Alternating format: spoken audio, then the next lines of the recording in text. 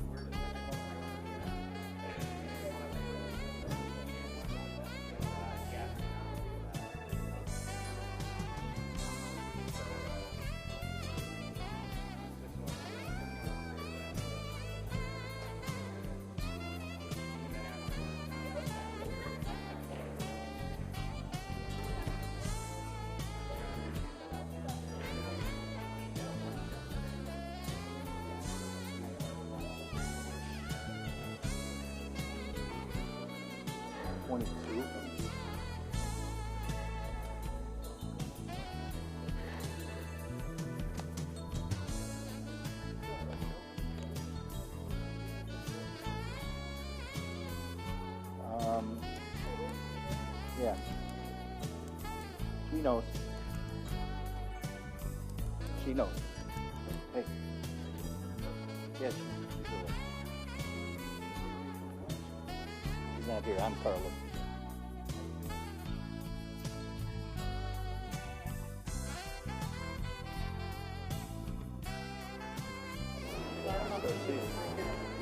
Usually Vance says a few words every year. I'll say it. I think he'll be here. Right, okay. Okay.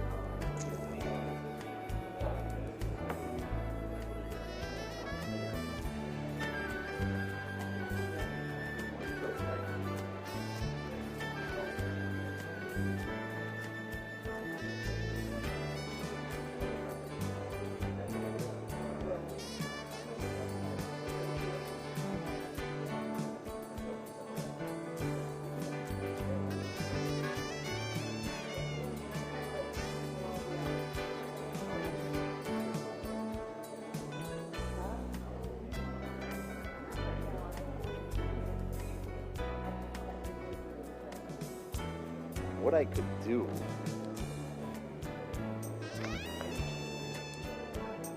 Well, by the time I speak, I got a few things Carlos wants me to say. And the way it's in order, 1, 2, 3, 4, 5, 6, 7. The first 7 are here. So that'll give them time. They're not coming. So we're good. Actually, 7. No, one of them. 8, 9, 10. Okay. So are you going to introduce everybody, or are you going to introduce just the ones that I'm going to do all. You got to recognize them all.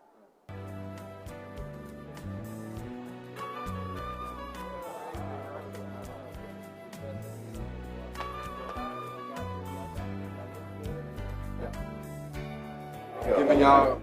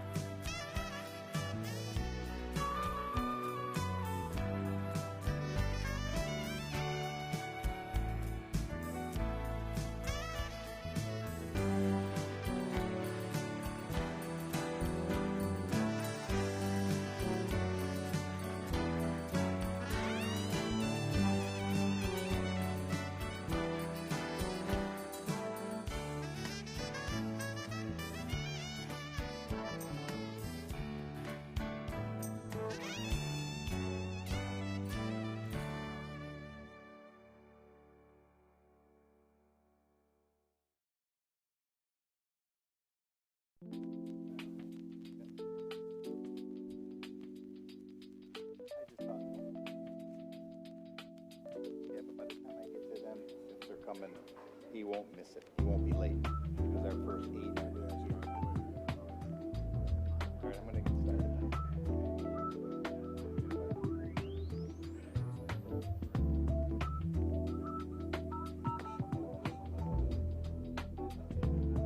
Well, I gotta take it.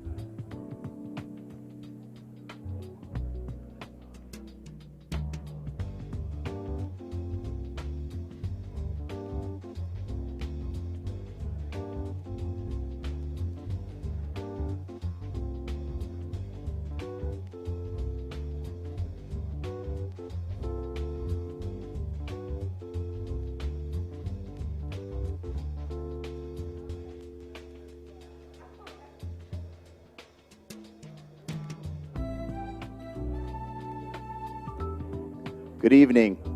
We will be starting tonight's ceremony in about 1 to 2 minutes.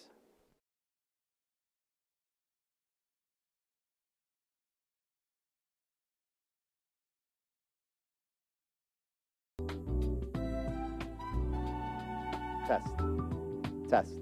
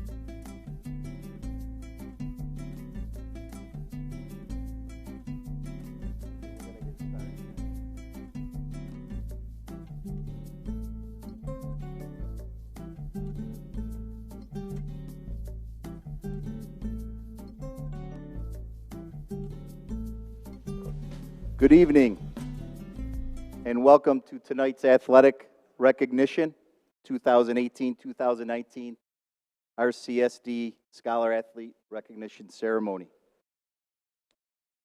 Before I get started, I want to just say that I am representing Mr. Carlos Cotto, who could not be here. He is our Executive Director for Health, Phys Ed, and Athletics in the Rochester City School District. And he would like for me to say a few words before we get into the honoring of our athletes.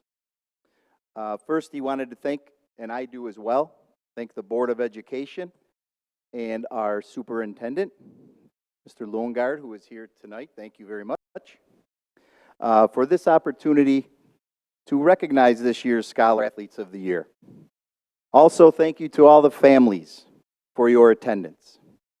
The Rochester City Athletic Conference has selected male and female athletes of the year throughout our schools.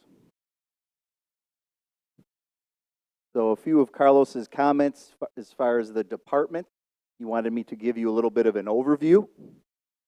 As a department, he wanted to mention that due to the board's support and the superintendent's support over his last 9 years, there's a lot to be proud of. 4 athletic trainers were added to support our athletes in injury prevention and strength and conditioning, providing a professional development to coaches, as well as the required coaching certification trainings in the areas of CPR, first aid, and lifeguarding. We've added 4 years ago 4 modified football programs. Modified football was never offered within the RCSD, and we have revitalized the Monroe High School football program as well. We've also revitalized the district lacrosse program, which had been gone for over 40 years. Modified JV and varsity, citywide varsity program that currently has the schools of leadership, World of Inquiry, Douglas, and East students. The name of the team is East United, or the United. We have a second year with city-wide varsity programs and started our first girls modified lacrosse at School of the Arts. In regard to cheerleading, we continue to rebuild at the modified level and varsity level. Northeast Douglas traveled to Virginia Beach and came in second at the Grand National Championships by the Sea. First, I will tell Mr. Cotto. A thank you to the Department of Facilities, Mike Schmidt, Eric Hansen, Thomas Casa, Matt Seeger, Joe Griffin, with the revival and new artificial turf fields, East High School, Wilson Foundation, and Franklin within the last few years. Fields have been a great asset to our community youth and interscholastic athletic programs. Monroe also has their new field, which just opened up last fall, and a brand new gymnasium. There's also in the works a new gymnasium to support programs at School Without Walls, school number 7, 15, and 16. Major weight room renovations continue throughout the 2019-20 school year. All programs will be updated to standard. We are looking forward to expand our overall sports program at the 7th and 8th grade levels, particularly 10 programs with 2 sports per season, which is the fall, winter, and spring, so 6 per school year. At the following schools: School 3, 4, 5, 8, 12, 17, 19, 28, 45, and 50. These additions continue to provide our youth with the same experience as other youth outside of the Rochester community. As we increase overall opportunities and experiences, we begin to see the impact interscholastic athletic participation has on our youth within the RCSD, as well as in our community, in preparing our scholars for college and career opportunities. The following statistics will probably amaze some of you. On average, our students in grades 7 through 12 across RCSD, if they're playing no sports, they have a 75% attendance rate and a 1.6 GPA. One sport, 90% attendance, 2.0. 2 sports, 92% attendance, a 2.2 GPA.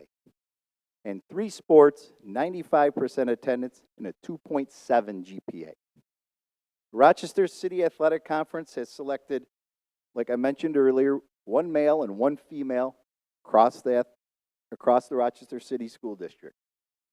Each scholar athlete being recognized today has exemplified what it takes to be a student athlete by meeting the following criteria: overall GPA of 3.0 or higher, 93% attendance, excellent citizenship, true leaders and role models within their individual program, building, and in their school community.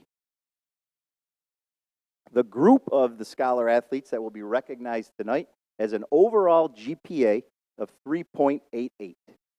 So that's great. Let's clap that up.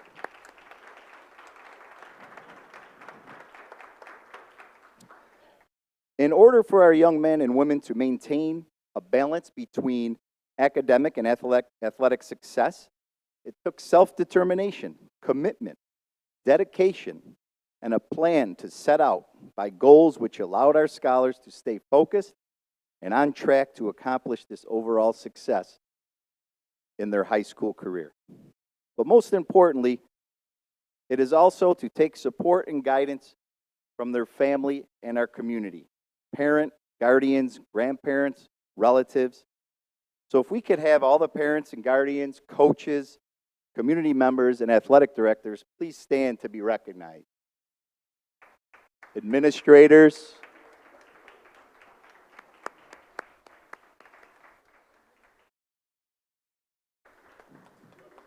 Thank you.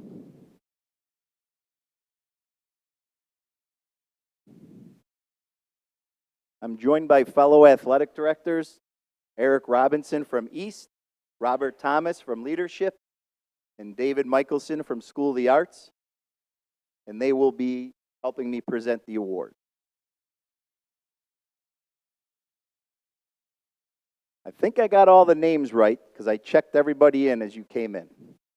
So if I mispronounce your name, I apologize ahead of time. We will start off with Makara Ramsey from East High.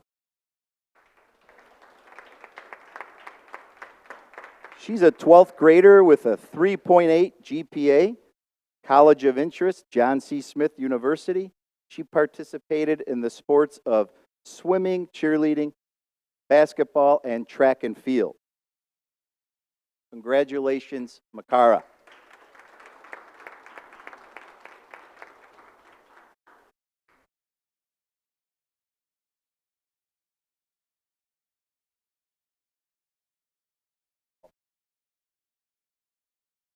Our next recipient, Chaz Washington, East High.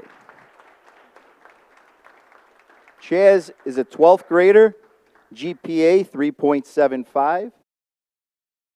He will be attending Damon College on a scholarship, and he played basketball.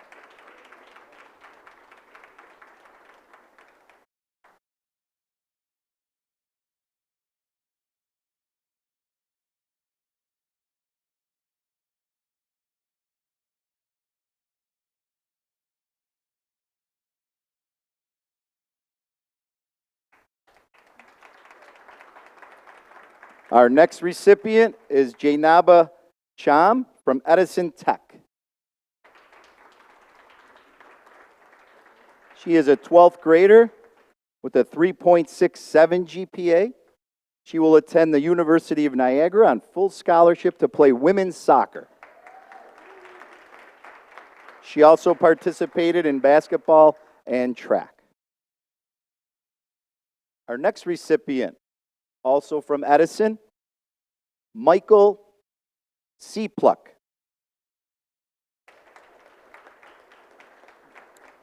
Michael is a 12th grader, 3.9 GPA. College of interest is Buffalo State, majoring in the medical field. His sports are cross country and track.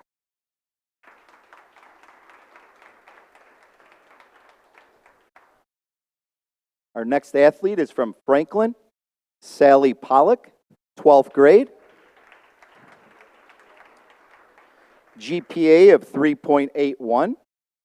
Her college of interests are MCC, Fisher, RIT, SUNY Geneseo, CUCA, and St. John's, majoring in pre-law, nursing, elementary education, and counseling. She participated in volleyball, bowling, and track and field. Congratulations.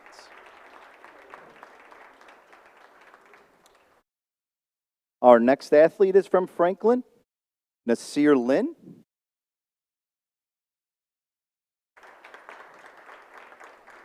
Nasir is 12th grade, 3.83 GPA. College of interest, Canisius and Ithaca. SUNY Brockport and SUNY Cortland and RIT in sports management, sports psychology, athletic administration, business and finance, or physical therapy. Nasir participated in indoor track and track and field.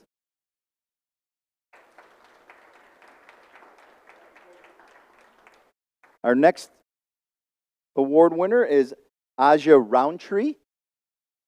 Aja Roundtree is from Franklin. As you could see, she has many medals and a Section 5 champion. We want to thank Aja and her mother for attending this ceremony as well.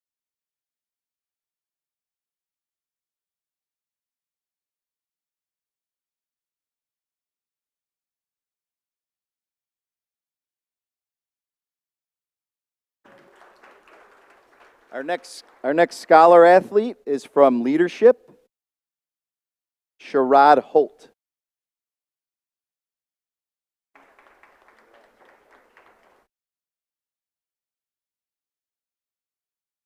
Sherrod is our youngest recipient. He is a 7th grader, GPA of a 3.50.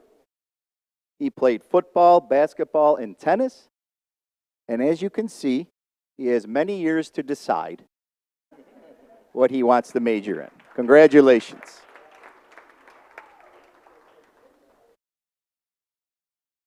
Our next award winner is Tejeria Brown from Northeast Douglas.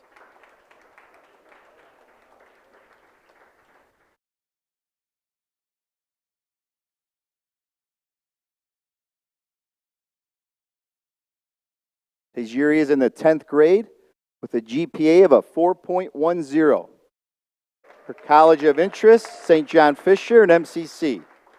She would like to major in culinary arts, and she played basketball and softball. Congratulations.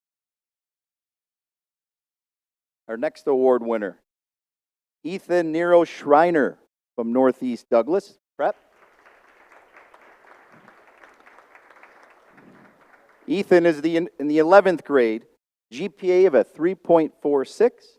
Colleges of interest is SUNY Brockport in mechanical engineering or mechanics in engineering, and he also participated in bowling and baseball. Congratulations. Our next recipient is from Rochester Early College, Charday Cooper.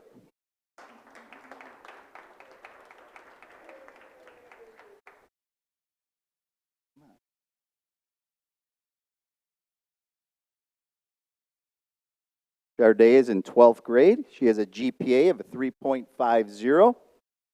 College of interest, Barton College in Morrisville, majoring in computer science.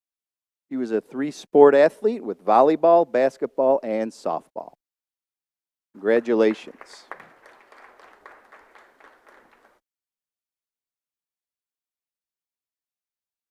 Our next athlete from Wilson Commencement, Ala Win.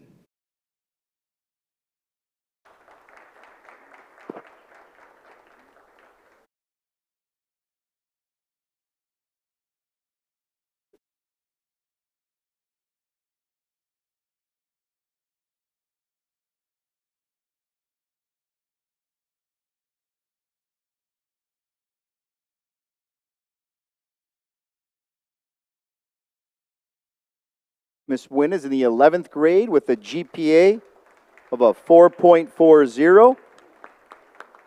College of interest is the University of Rochester, majoring in engineering, but still open to other possibilities. She participated in the sports of tennis and golf. Congratulations. Since we started the presentations, has any other athletes came in? Yes, very good. Okay, our next recipient.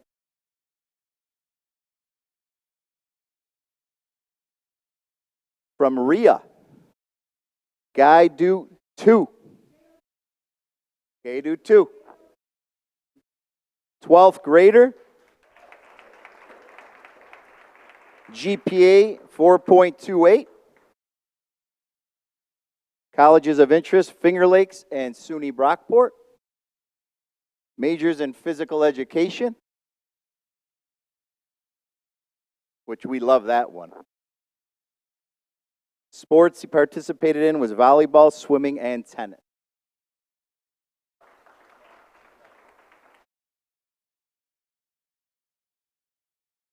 There he is. Beautiful, beautiful picture.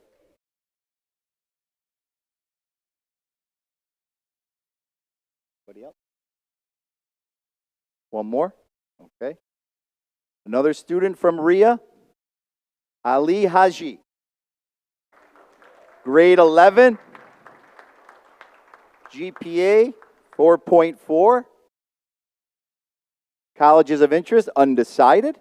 Majors, business. Participated in cross country, indoor track, and track and field. Ali, congratulations. Anybody else?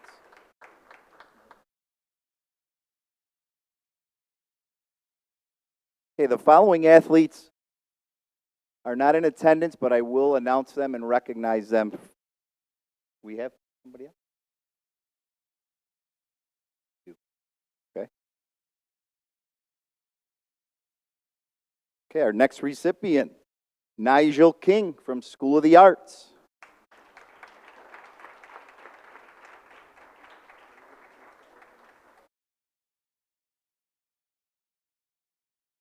Nigel is in 12th grade with a GPA of 4.0. Colleges of interest, Finger Lakes Community College. Wants to major in EMT and paramedics. He participated in the sports of volleyball and basketball. Congratulations, Nigel.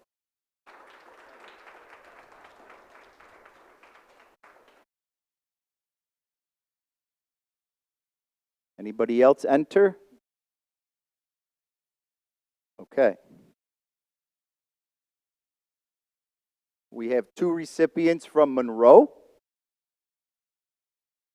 Angela Bautista Perez, grade 12, GPA 4.48, major in culinary schools, played softball.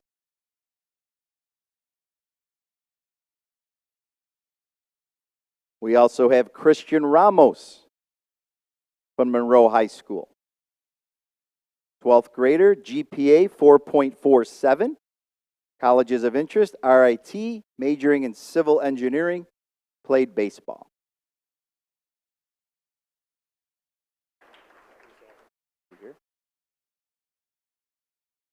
We also have Samuel Jackson from Rochester Early College, grade 11, GPA 3.20, college of interest, University at Buffalo, majoring in physical therapy.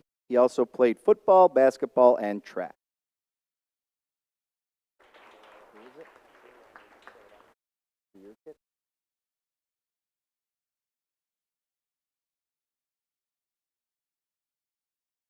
Our next recipient, who is here, is Haylander Candelario from Leadership.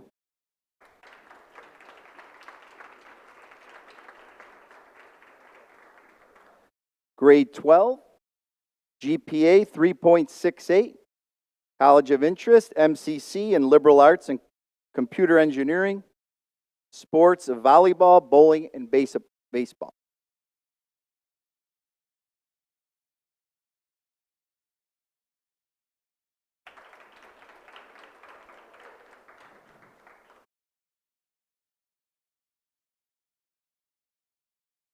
The next athlete is Yernesis Burgos from Soda, grade 12, GPA 3.85, College of Interest, Niagara University, RIT, and SUNY Brockport, majors in political science and criminal law, sports, soccer, basketball, and softball.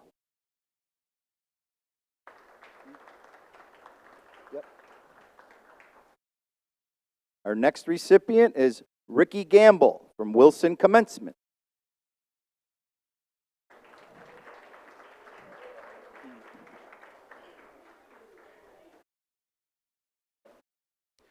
Ricky Gamble is a senior, GPA 3.0, College of Interest, University of Albany, which he will be attending on scholarship, majoring in physical therapy.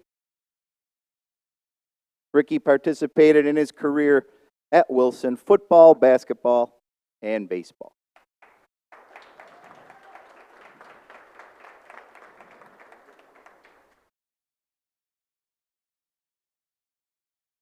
Our next recipient from World of Inquiry, Jasmine Breedy.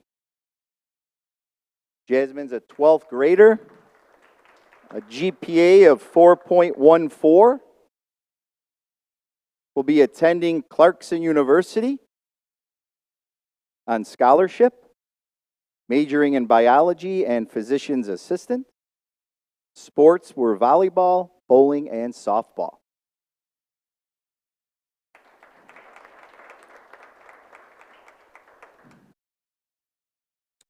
Our last recipient from World of Inquiry, school number 58, is Rhea Weathers. Rhea is a 12th grader with a GPA of a 4.21. College of Interest, Albany College of Pharmacy and Health Sciences, majoring in pharmaceutical. She participated in the sports of tennis, bowling, and golf.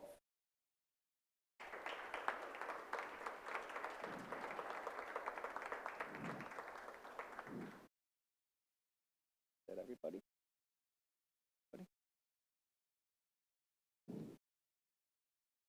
Okay, again, before we finish our recognition ceremony, I want to point out that Mr. Van White is here, and he usually says a few words to our athletes. So the floor is yours. Thank you.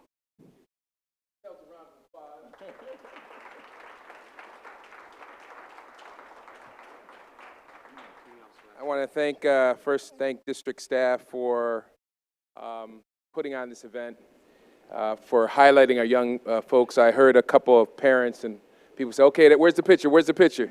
They got the picture straight, and we're very proud of you. One of the greatest athletes of all time, one of the greatest humanitarians of all time, a guy by the name of Muhammad Ali said, it's not bragging if you can do it. And so today is a day for you all to brag. I know that doesn't sound right, but yes, today it is a good day for you all to brag. I heard GPAs like 4.4 and 4.6 and 3.6. I tell you, mine wasn't even half of that. So you all are entitled to brag. I heard about colleges that I would have dreamed to have gone to when I was a kid. That's something to brag about. I heard about your successes on and off the field. That is something to brag about. And the reason why bragging is important is today, there's not a lot of good news about you all on the news, right? And I want to thank, I think it was Channel 10, who was it? For showing up tonight, was it Channel 10? To show the good news that is happening in this district. And you all represent that, and that's right, we are very proud of you. So when you walk out of this building, everybody who got a plaque, hold it up, hold it up. When you walk out this, hold up your plaques if you're here. Hold up your plaques that you got, the awards that you got. Hold them up. Brag about who you are. You're successful. We are happy. We are proud. Thank you for doing us proud.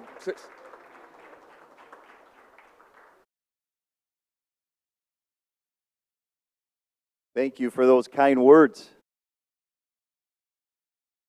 Again, we want to thank everybody for coming tonight. This is such a great event.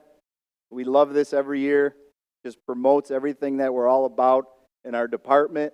And I know Mr. Cotto wishes he was here, but I'm sure he will connect with many of you when he returns. We'd like to have all our award winners come up for a group shot. Come on up. Yes, thank you.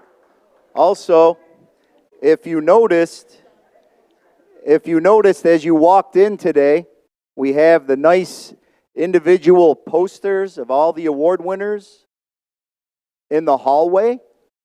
Those are for you. Those are for you to take home. There will be some adults in the hallway helping you with that, so make sure you bring your poster home.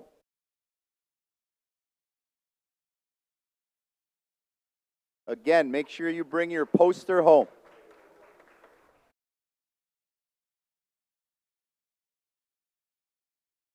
Also, please feel free to help yourself with the food that is here for you.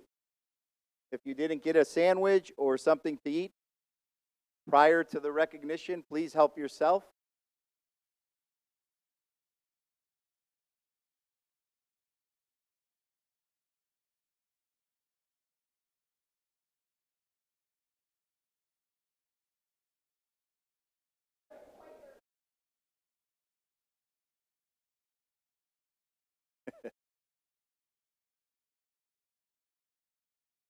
Cheese. All right, hey, listen, before young people leave, there's one thing I forgot to say. You all you're standing already, so it's going to be easy. Give a standing ovation to your parents, your loved ones, your aunties, your uncles, all those people that got you through, the teachers, the principals. We want to thank you. Well done, well done.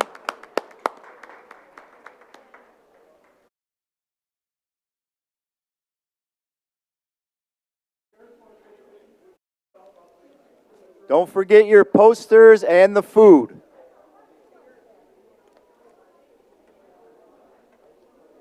Have a great night. Drive home safely. I wish they all came, because then the order, then he comes, she comes, he's not here. That's one of mine.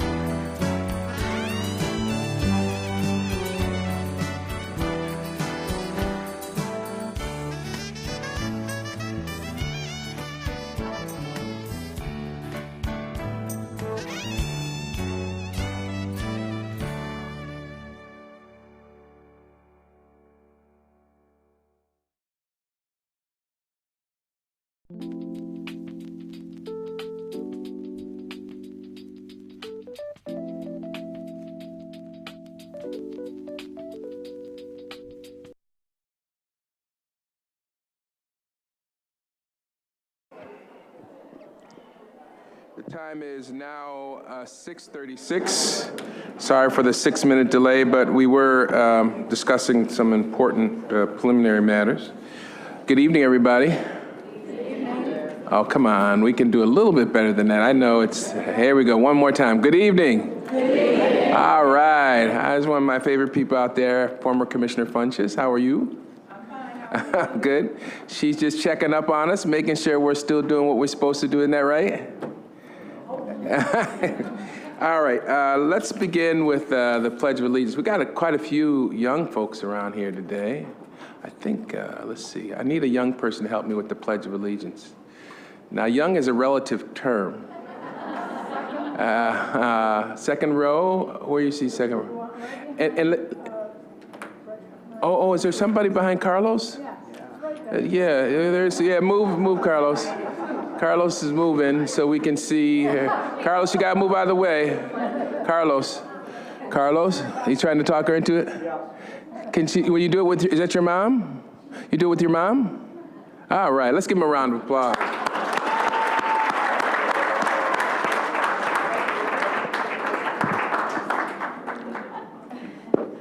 What's your name? Layla. Where you go to school? Briarwood. Okay, all right. Now, do me a favor. Would you mind leading us in the Pledge of Allegiance? The flag is over here. Whenever you're ready, we'll just follow you. I pledge allegiance to the flag of the United States of America and to the republic for which it stands, one nation, under God, indivisible, with liberty and justice for all. Thank you very much. Wonderful job. Thanks, Mom. Let's give her a round of applause. Appreciate that. Carlos, we appreciate you for moving out of the way so we can, and trying to convince her. All right, next item on our agenda is, we've had meetings before this. I see a lot of different faces in here, so I'm gonna try to explain some of the stuff very quickly. We have what we call minutes that record what we did before, and we have to approve those minutes. So I'm gonna ask for a motion to approve the business meeting minutes from May 14th, May 23rd, the special meeting on June the 6th, and the business meeting on June the 13th. I heard a motion from Commissioner Hallmark. Is there a second? Second from Commissioner Powell. All those in favor say aye. Aye. Aye. Any nays? Well, that's a good thing. All right, I should also tell you, Dan, I see Dan back there. There are some rules that we have to describe for you in a building like this. City government becomes concerned that people understand where they need to go if there's an emergency. And as you can see, there's exit signs. Your best bet is to exit out of this side to my right. Do not use the elevators. You should go down the stairs. There's directions, signs telling you where to go. Proceed carefully and cautiously. The other thing I need to tell you is don't hesitate to go to the bathroom if you have to. We ask that you do it quietly, including conversations that you may have in this room, but we'd ask that you be respectful and have those conversations quietly.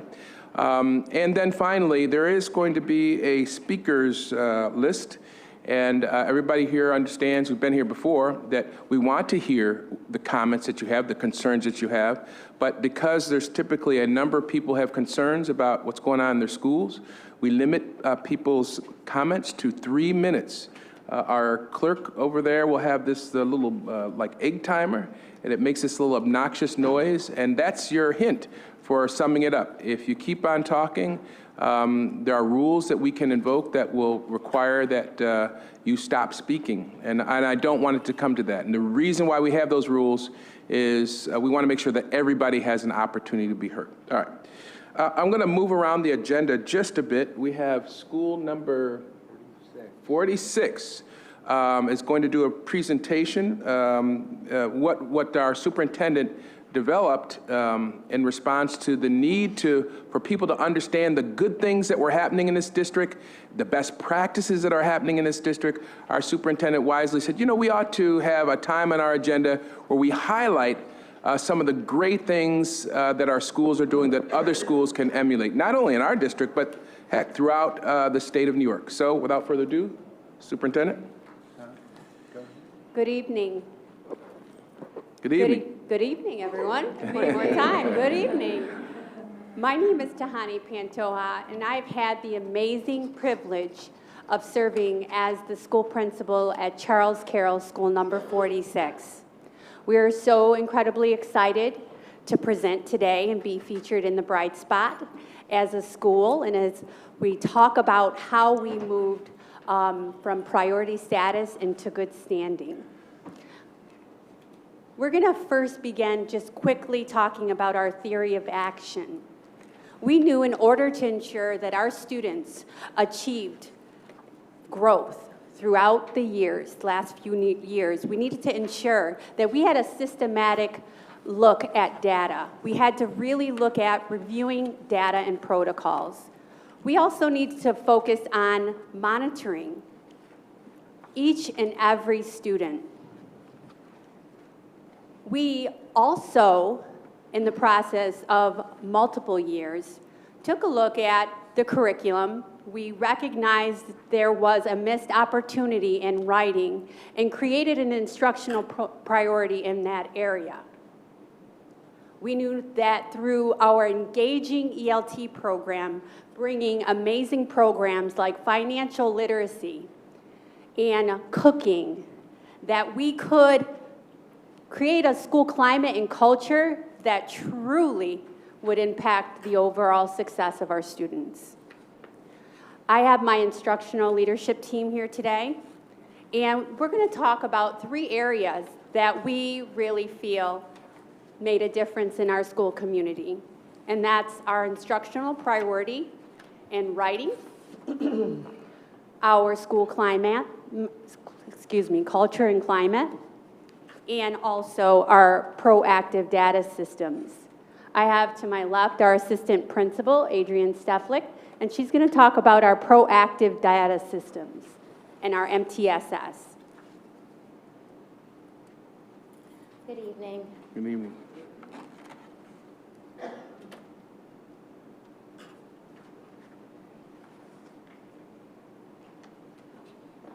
Multi-tiered systems of support is a framework to ensure an equitable educational experience where all students succeed.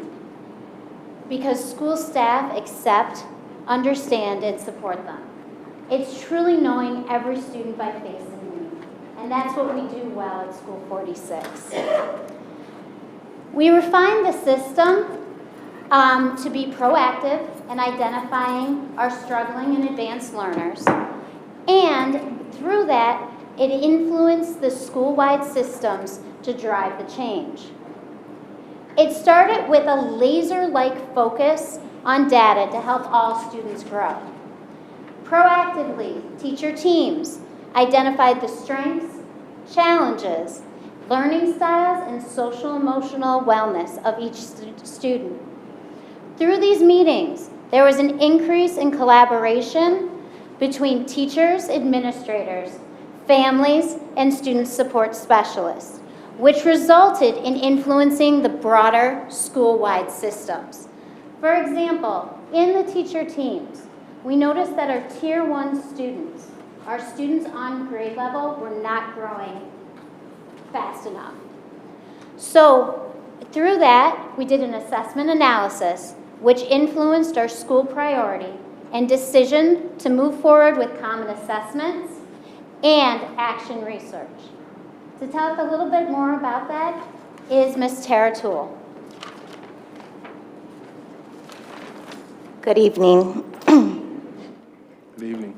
I'm Tara Toole, and I'm an intervention prevention teacher at number 46 school. I will be talking about highly effective best practices. We know research says reading and writing go together. Knowing this, at School 46 for the last 3 years, we decided to have a writing focus. We use common assessments based on higher level thinking questions that mirror New York State assessments. We use common rubrics that we use to look at student work at grade level meetings. There is targeted teacher professional learning that includes instructional support and coaching, which includes intervention and acceleration. Feedback is given and is ongoing. Administration to teachers, teachers to teachers, but most importantly, students are giving each other feedback.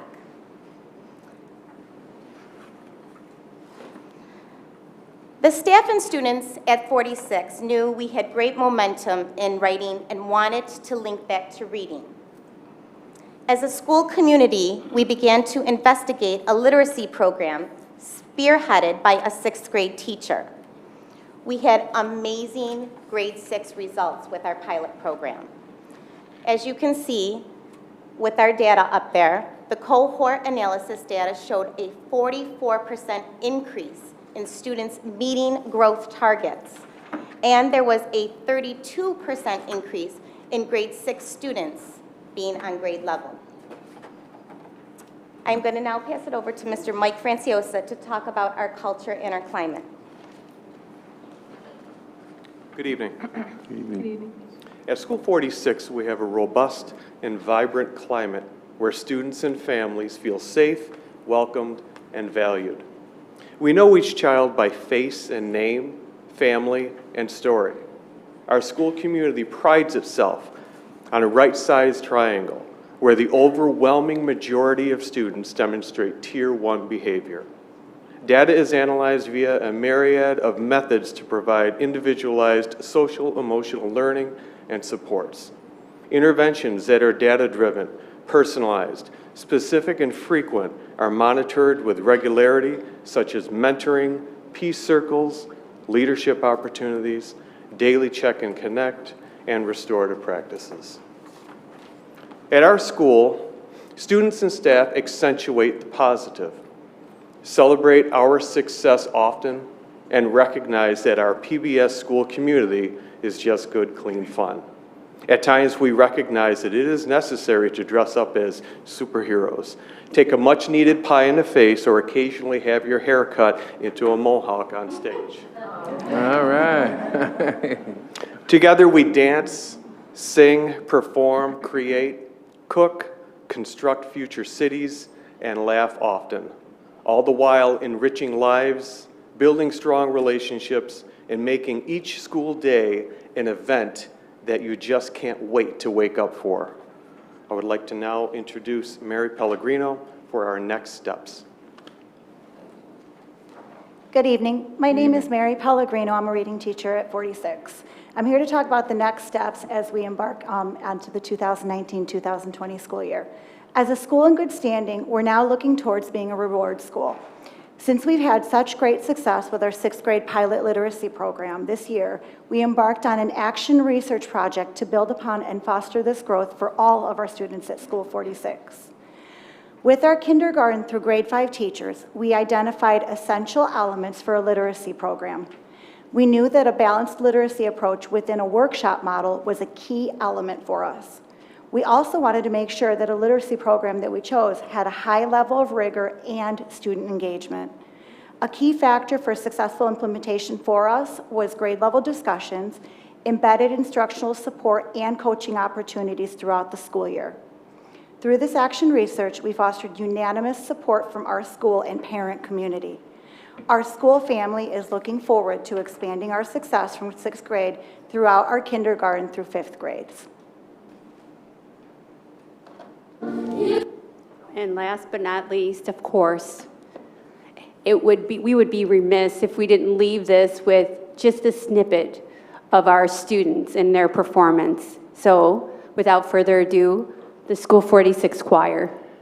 You say I'm loved, but I can't feel a thing. You say I'm strong, but I think I'm weak. You say I'm held, when I have fallen short, and when I don't belong. Oh, you say I'm yours, and I believe what you say of me. I believe. All right. And that's our school. Thank you.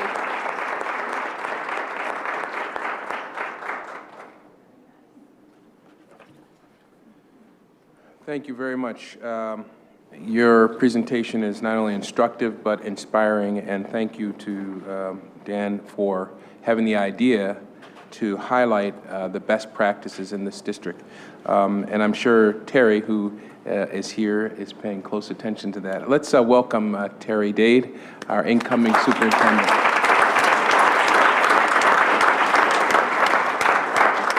All right, so let's continue on with the business of this board meeting, and that would mean that we would begin with speakers addressing an agenda item. And there is one, Ian Pardo Gonzalez. All right, let's give him a round of applause. All right, that's what I'm talking about. Look at that young man. How you doing? I love that jacket. Sharp jacket. Good morning.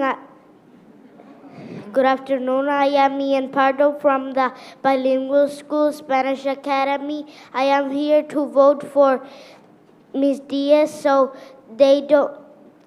she can stay on the school the whole time at the school so she can teach us how to read. Wow, awesome, man, that is awesome.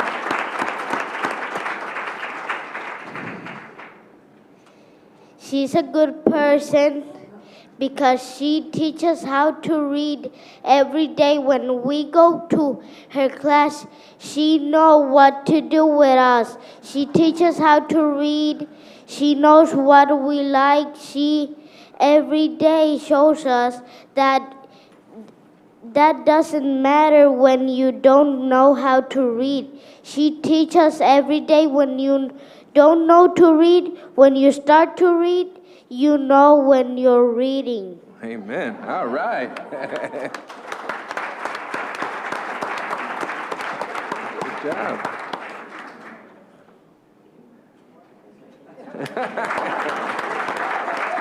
Excellent job.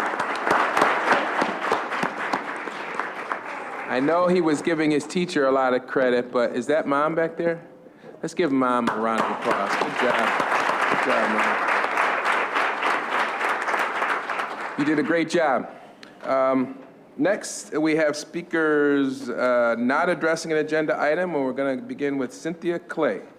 Ms. Clay? I saw her here earlier. Oh, there she is. She will be followed by Donna Hodgkin. And I would ask that the speakers sort of line up to the left of the speaker who's at the podium so we can make sure we keep a flow of speakers going. Ms. Clay? Hi, normally I'm here to speak on my son and the racist teacher who shoved him.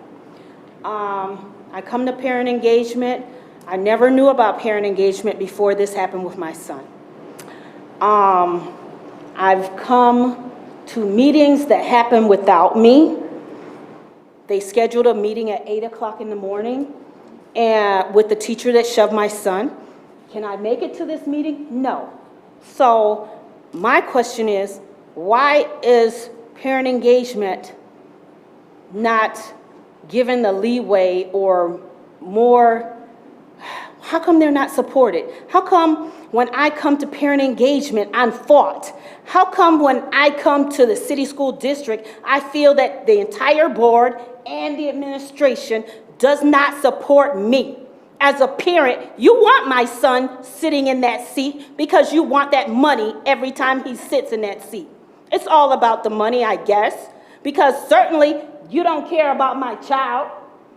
Dr. Green had a meeting with this teacher where she could have apologized for shoving my son, where she could have apologized for racially profiling my son and putting him out of her class even before he got to her class.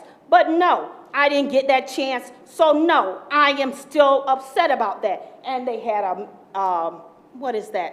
a private discussion behind closed doors that I am not allowed to know anything about, but quote unquote, they disciplined her.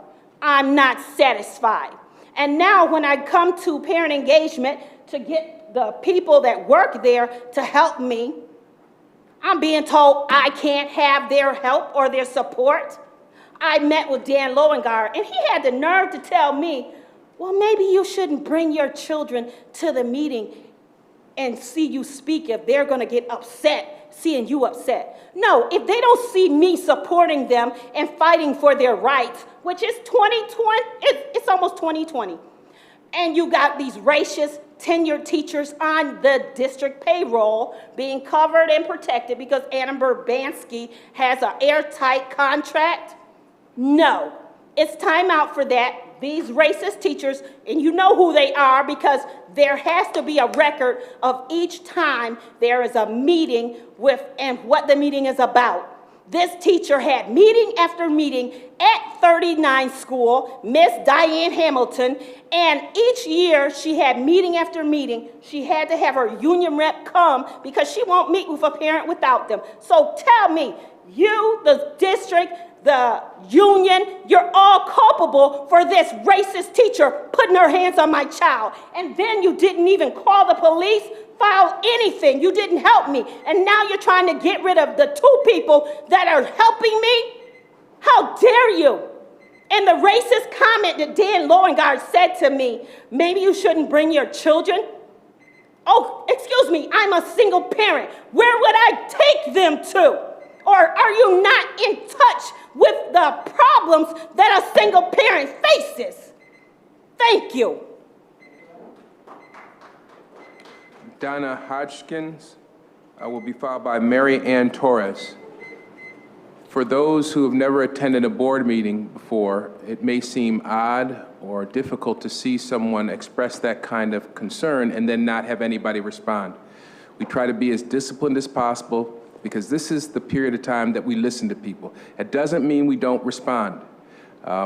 And so oftentimes you'll see people leave the room or you'll see staff people following a particular person who just made a comment, but from the dais we don't respond because you can imagine what would happen and nothing would get resolved from this vantage point. So we do respond, but offline. Sometimes it's not the response that people want. I gotta be honest with you, but we do respond, just not in this setting. The next person to speak is Mary Ann Torres or Donna Hodgkins.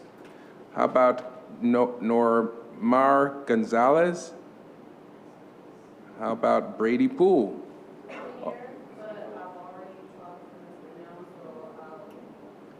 And I'm sorry, what's your name, ma'am? Brandy. I'm sorry, Brandy Poole. So you're all set? Yeah. Thank you very much, ma'am. Thank you, Dr. Nelms. Clara, the young lady that stood up behind you, was she a speaker? Were you a speaker, ma'am? Ma'am, you. I'm sorry? She needs a translator. Do we have a translator? Okay. Thank you.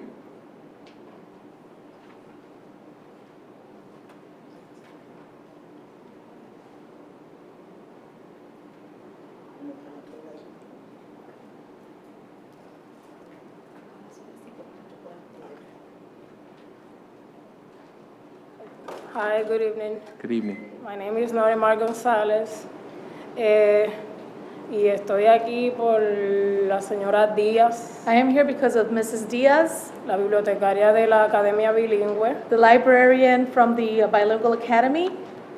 Como dijo mi niño, As my son shared, me gustaría, ¿verdad?, que ella estuviera a tiempo completo en la I escuela. would like for her to be full-time in that school. Pues ya que mi nene tuvo mucho progreso As you can see, my son had a lot of progress en el inglés in his English y en la lectura and also in reading, y en cuanto pues académicamente también. and also academically. Ella lo ayudó y me gustaría que pues que tuviera tiempo completo en la escuela. She helped him, and well, I would like for her to be full-time at the school. That's it. Thank you. Clara Broadnez. Clara Broadnez. Oh, I'm not going to speak. Okay, all right. Thank you. Melanie Funches.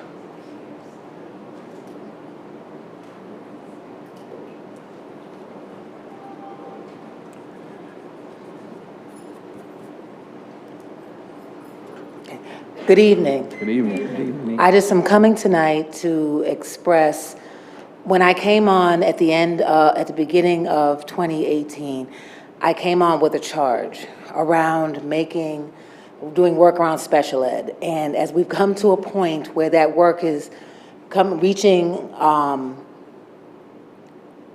a point where we can move forward, I just wanted to take this time to say thank you to you all for, even though I am not there, I'm not in this capacity with you, that you stayed the course and saw this thing through.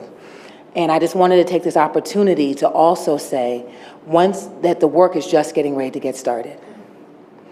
And that once we go from this part to the next point, that we need to do, as I said when I was giving my closing remarks when I left the board, that we've shown that we can do work in a different way. And I have shown that, and I have proven through doing it, that it can be successful. So as we move forward to get a better quality education, a world-class education for both our gen ed kids and our students with disabilities, I am imploring you that don't let it stop here. With the same fervor that we went to get to this point, I am just asking you to move that forward and to stay the course and to keep the people who helped you get here in mind as we get ready to move forward. And that's all I want to say. And I just want to say thank you.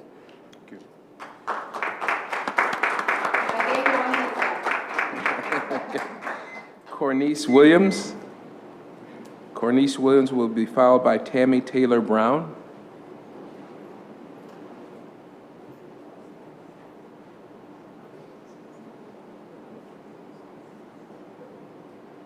Good evening. Good evening. My name is Cornice Williams, and I'm from school number 7, Virgil I. Grissom, and this is part of the staff that is here with me to help us to relay how we feel. Many of us from School 7 family are very concerned regarding the transfer of our assistant principal, Jeannie Markman. We would like you to reconsider this decision, and for that, here is our reasons. Ms. Markman has built a relationship with students, parents, and staff. She has only been in the building for 5 years, and yet, she has yet to see a class through to graduation. It makes no sense to sever the relationships she has built over the time. We need Ms. Markman to continue to be the primary bridge and fostering the relationships among everyone. Ms. Markman's leadership and special education qualifications are stellar. Our building has increased in our special education population significantly in the last 4 years. It is imperative that we have an AP who is familiar with the process and the students. She knows what would be the most successful placement for each child. And by the way, she knows every child in this building. School 7 has been in constant transition for the last 4 years. We moved to Jefferson during the construction of our building. We moved back into our new building, which also required troubleshooting the new and different problems that has an impact on our day-to-day operations. Our students deserve stability, and she is an integral component to the everyday workings of this school. Ms. Markman is highly involved in all school activities held before, during, and after school. The students, parents, and teachers have a wonderful, trusting rapport with Ms. Markman. Students in particular who feel a sense of loss if Ms. Markman was no longer a prominent member in our school community. Ms. Markman has an open door policy which makes everyone feel welcome, as well as heard and validated. Not only the students, it's for the staff also that her door is open. She helps to solve issues in a timely manner. She has gone far above the district's expectations strive to support the School 7 community in any way that she can. So in closing, we are imploring that you rescind your decision to move Ms. Markman. This would align with what the distinguished educator recommends to keep cohesiveness and continuity within a school which has had several years of transition. Our students deserve stability, and so does our staff. Thank you.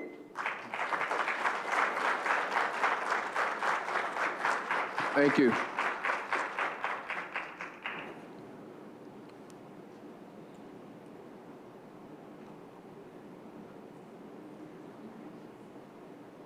Tammy Taylor Brown will be followed by Karen Morales.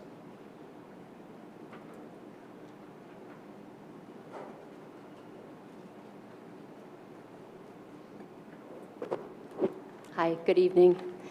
I'd love to echo the sentiments of school number 7. We found out as well that we are losing an assistant principal, Joyce Dunn, at school number 12, and I'm here to speak on her behalf.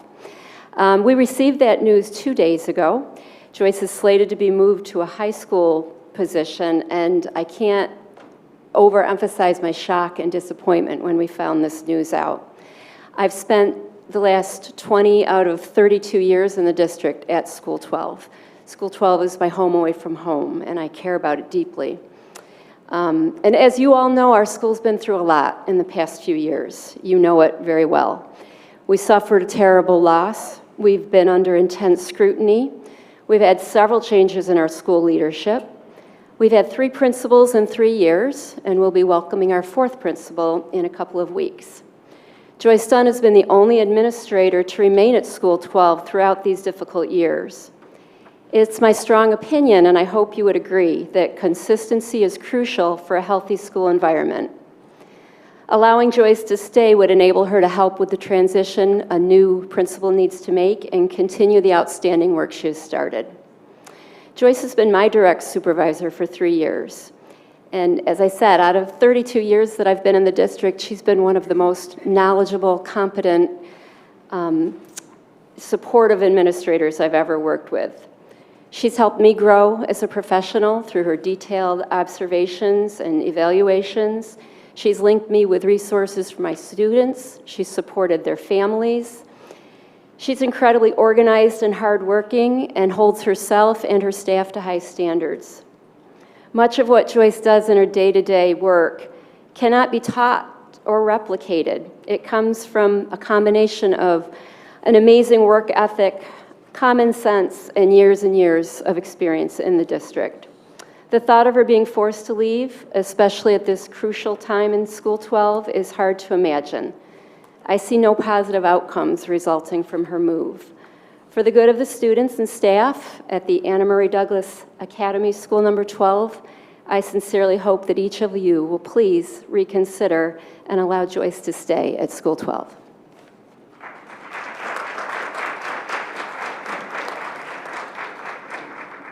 Hello, I'm Karen Morales, and I am also a teacher at School 12. And I agree with everything that Tammy has stated, and so do our students. But before I read a couple of their letters and some things that our first graders said to us this morning, I just wanted to say that we understand that reassignment in this district and probably other districts happen. And I'm fairly confident that great discussions took place in making these decisions. But I guess I just want to respectfully say that I disagree with this one. We need consistency. Joyce is the only one that's been there. And the sad part is she's only been there 3 years. That's not enough to help keep a family together. We're trying to show children that we are there for them, and we keep pulling people away, or they're leaving, or whatever the case may be. But if we can't show them that security when they're with us, how are we going to get their respect? They don't know anybody. They don't feel safe. So I do have 2 letters from 5th graders, and I'm just going to read them verbatim. Dear Board of Education, we don't want Ms. Dunn to leave. She is such a great assistant principal in so many ways. She's really nice, and she is always smiling. Also, she has helped our school stay together. She's been with us for 3 years and stayed with us, even through the crazy year when we had 3 principals. Another reason is that she makes sure everyone is following the rules. When someone isn't doing the right thing, she gets things back on track without being mean. Overall, I think Ms. Dunn is an amazing assistant principal in our school and that she should stay with us. Dear Board of Education, in my personal opinion, I think Ms. Dunn should stay at our school. She is the only assistant principal that has stayed with us since Dr. Alampi left. She helps keep our school in order. She is so kind, but strict in a good way. She always has a smile on her face. She has been with us for almost 3 years. That's a long time. In those 3 years, she has helped our school grow and become a better school. She has stayed with us through all the bad, crazy, and good times. She is such a good assistant principal, and I couldn't ask for another one. Overall, Ms. Dunn is amazing, and I hope you consider letting her stay. Again, Ms. Dunn is amazing. And here's some thoughts from my first grade students about how they feel about Ms. Dunn leaving. I feel sad. I want Ms. Dunn to stay. She helps everyone in our school. I feel mad because I want her to stay here. She helps me be good. Ms. Dunn makes me happy. She lets me visit her and read with her. I feel sad. She helps people be good. I feel worried that she's leaving. Thank you. Thank you.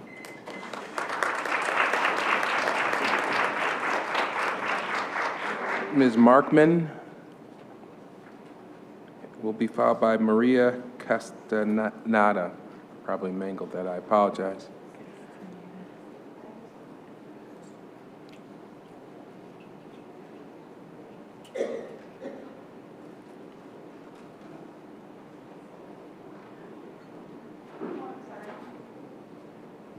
Back in the day when Commissioner Funches was up here, she used to help me with my pronunciation of names.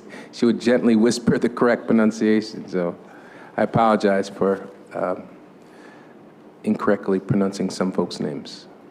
Could you state your name for the record?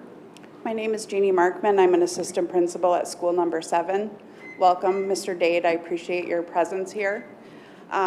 As I look at the school board, I have 2 of my former parents sitting up here on the board, so it's nice to know that I've had some effect somewhere. In my 19 years in the Rochester City School District, I've worked in 5 schools as a teacher and administrator. Being moved to another school has never been my choice. I know change is necessary and can often create growth. I understand change that benefits our students.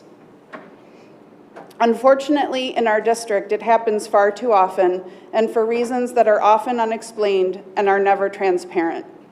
Our students and families need and deserve consistency. School staff work every day to build rituals and routines, to build relationships with our students and their families, and to build trust with our students, their families, our school staff, and community at large. The first time I was moved, I was 8.5 months pregnant and was told I had 24 hours to pack and move as our school was getting a new principal and she was choosing her own staff. That kind of made sense to me at the time. The new principal was going to turn things around. Unfortunately, I was moved after school ended and there were no goodbyes with the students or staff as school was out for the summer. I was moved to a school to supervise construction, auto mechanics, HVAC, masonry, and several other unique specialty programs that I had little to no knowledge of. I made it through a whole school year with my first graduating class. It took me a long time to build relationships with 17 and 18-year-old students who thought we had little in common and were almost certain I wouldn't care about them and that they couldn't trust me. I was moved that August to another secondary school.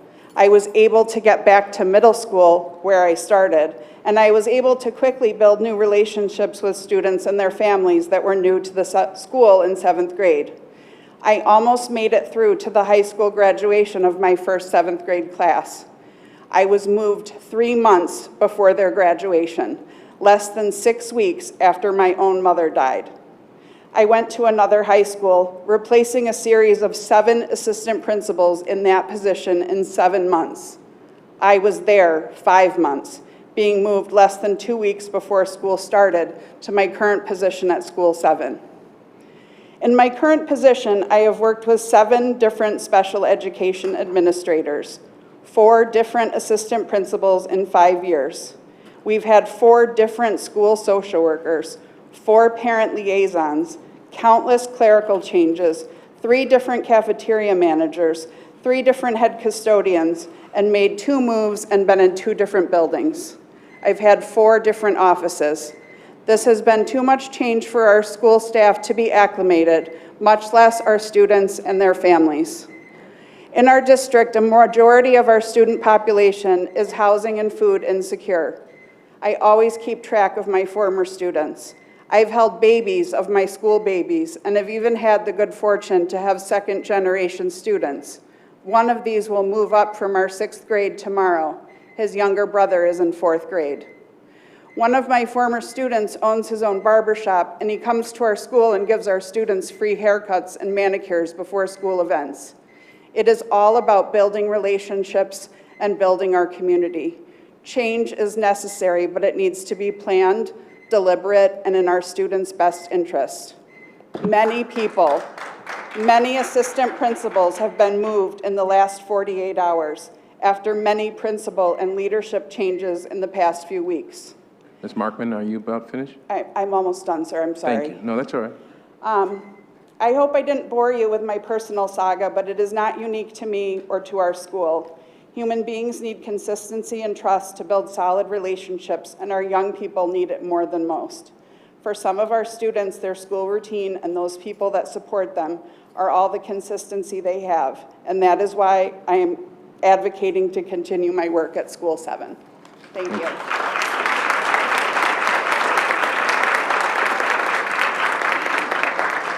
Maria Castaneda.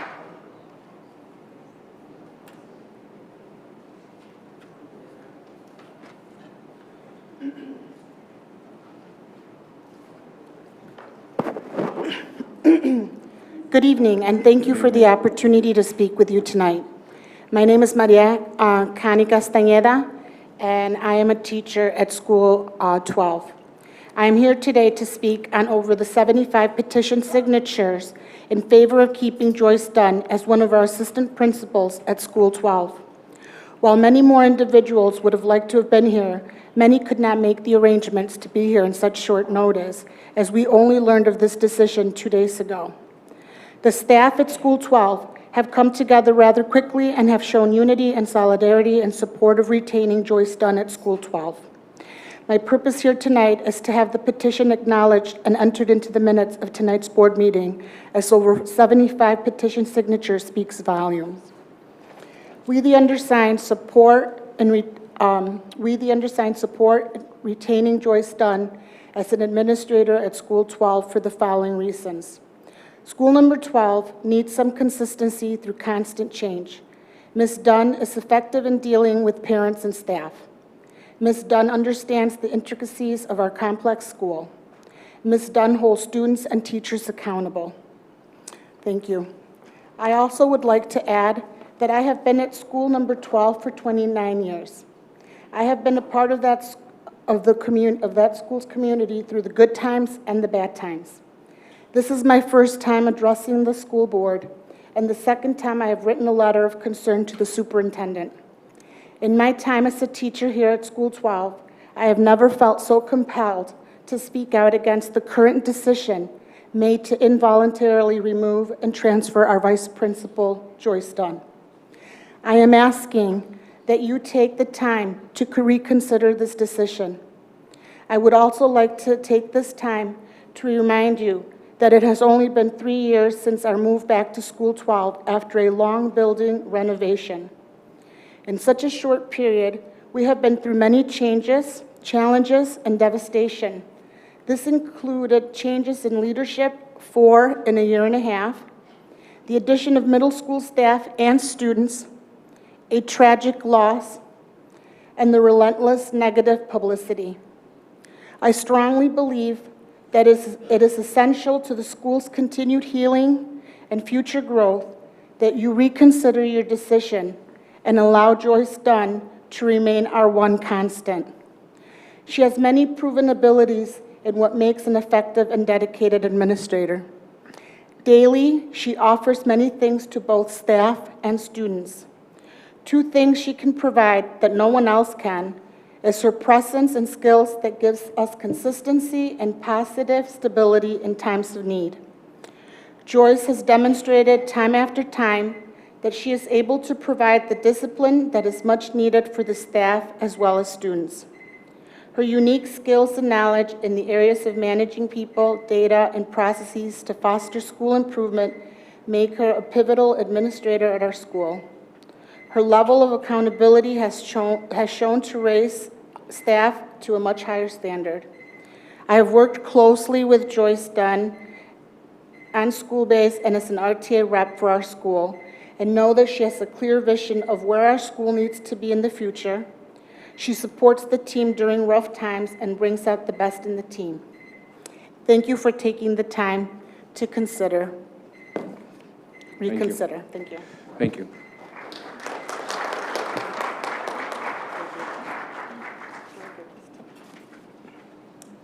Do I hand in my petition? Yeah, you can hand the petitions to the clerk. Thank you very much. Just so that folks know, the petition will be handed to the board. The board will see a copy of it, but the decision to transfer is a decision exclusively made by the superintendent. And I want folks should know that. It's not a board decision. So, but the board will read those petitions. We appreciate the effort that you've put into that. The new superintendent or the old? All I'm doing is describing the law. And I just don't want people to have this misunderstanding about your appeal. Your appeal has to be to the superintendent in this instance. I do want to make a point of personal privilege and an observation. I hope she didn't leave. No, she's kind of slinking down in her chair. Sit up a little bit there. Vicky Govia is talking about leaders. Vicky Govia has graciously agreed. You can applaud. Vicky was gracious enough to come back. People talked about the struggles that school has had, just some bad circumstances, not attributable to the staff or the families there. Some tough things have happened. And Vicky stepped in and returned to the school that she, I know, loves so much. And we want to, the board would like to thank you for doing that. There is going to be a new principal there. Certainly can't fill anybody's particular shoes. He has his own shoes. The word is, and I've seen him in action at 23, he's an awesome principal. So I would respectfully ask folks be patient. But I do appreciate the conversation about current leadership and past leadership. It is important, and Commissioner Hallmark and I had children that went to number 12 school. And in fact, that's right. And there are a lot of familiar faces, and we know the good work that takes place there. And sometimes headlines disguise that, but we know the good work is there, and we know that the good work will continue. So God bless you, and thanks everybody for taking care of our children. So, all right, we got to continue on with the business of the board, and the next item on the agenda is superintendent report. Oh, no, I'm sorry. Student leadership report. I'm sorry about that. The discussion for the Student Leadership Congress meeting on June 19th, 2019 included the DSIP review, summer planning sessions, and the 2019 to 2020 elections for the Student Leadership Congress. Brennan Colwell, who is a coordinator in the Office of School Innovation, came and spoke to us about the district comprehensive improvement plan. He wanted our opinion and feedback about the district curriculum, adding programs to other schools, and our thoughts on staff transfers and displacement across the district. Also during our meeting, we continued planning for our summer meetings that we have set up. These will help us prepare for the upcoming school year. And lastly, at our meeting, we had our elections for the 2019 to 2020 school year. Our president will be Tatiana Spencer, an upcoming junior at World of Inquiry. Our vice president will be Aiden Delahanty, who is also an upcoming junior at World of Inquiry. I would like to give Tatiana an opportunity to come up and introduce yourself. Hi, my name is Tatiana. I'm a 10th grader going to 11th. I go to World Inquiry, and I decided to become president to just give the kids in our district an opportunity to speak and just to make a difference in our community. Excellent.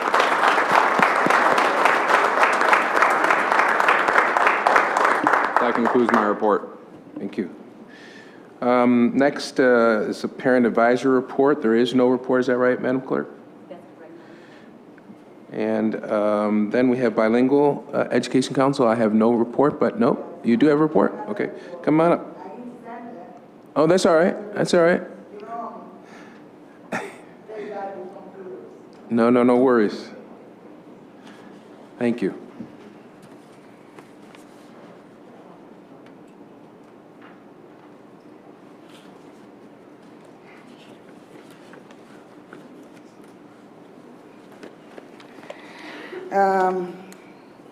I'm very proud tonight to introduce our new Vice President, Julie Garcia. And she's gonna make the honors to read the report today. Okay, all right. Okay, good evening. Good evening.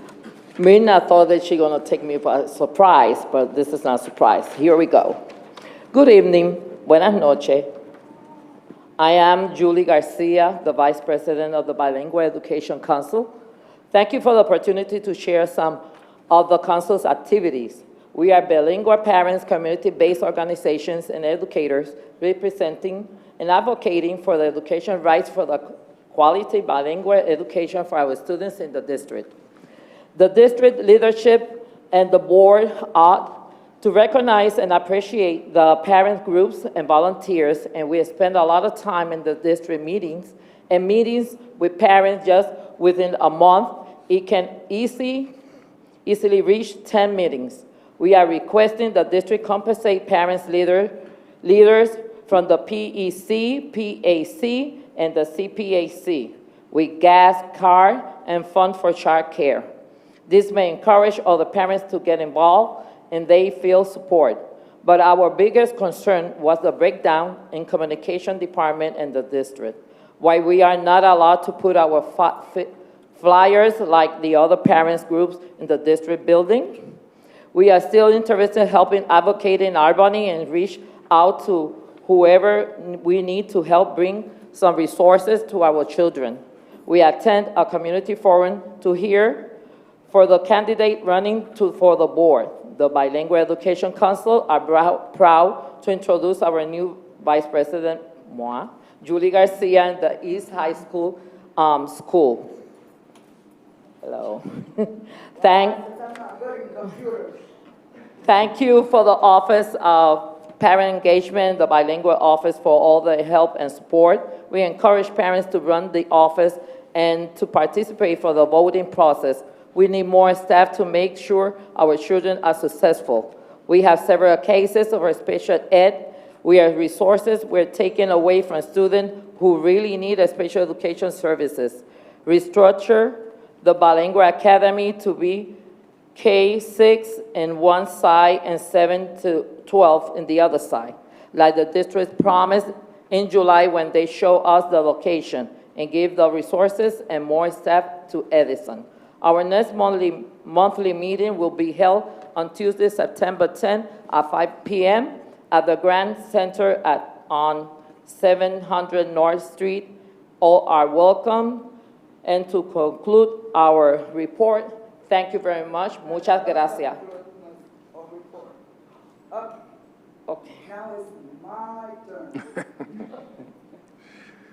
Okay, I want to talk about an honor student that we had at East High School, and he received a lot of scholarships. He graduates this year. His name is Dennis A. Olmero. Is her grandson, and there is his superintendent. He received a full ride and ART, certified of chef, 8 scholarships, and he came after the Hurricane Maria. He received the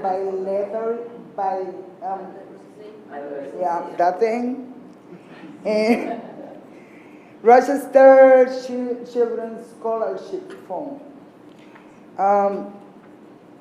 He is a very, I don't know how to even explain how this kid keep going, push himself to the limit to get to this point.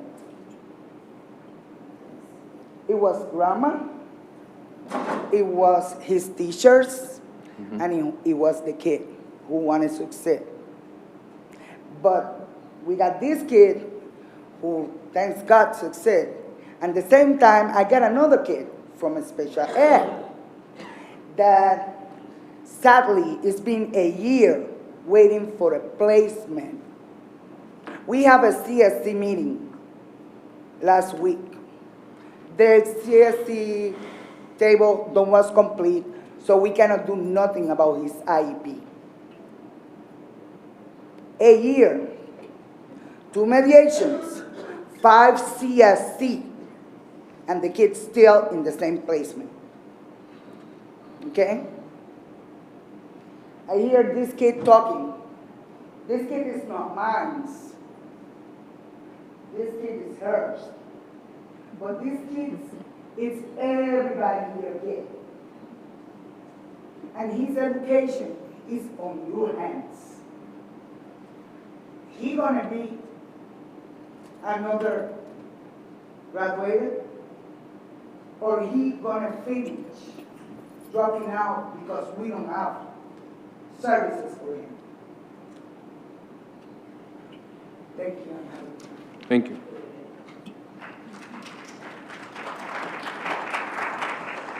All right. Now for a review of and acceptance of monthly financial reports. Commissioner Powell, you got anything for us? Yes, we do have the May financial reports. You'll find them on the dais in front of you. Everton is here. If you have any questions.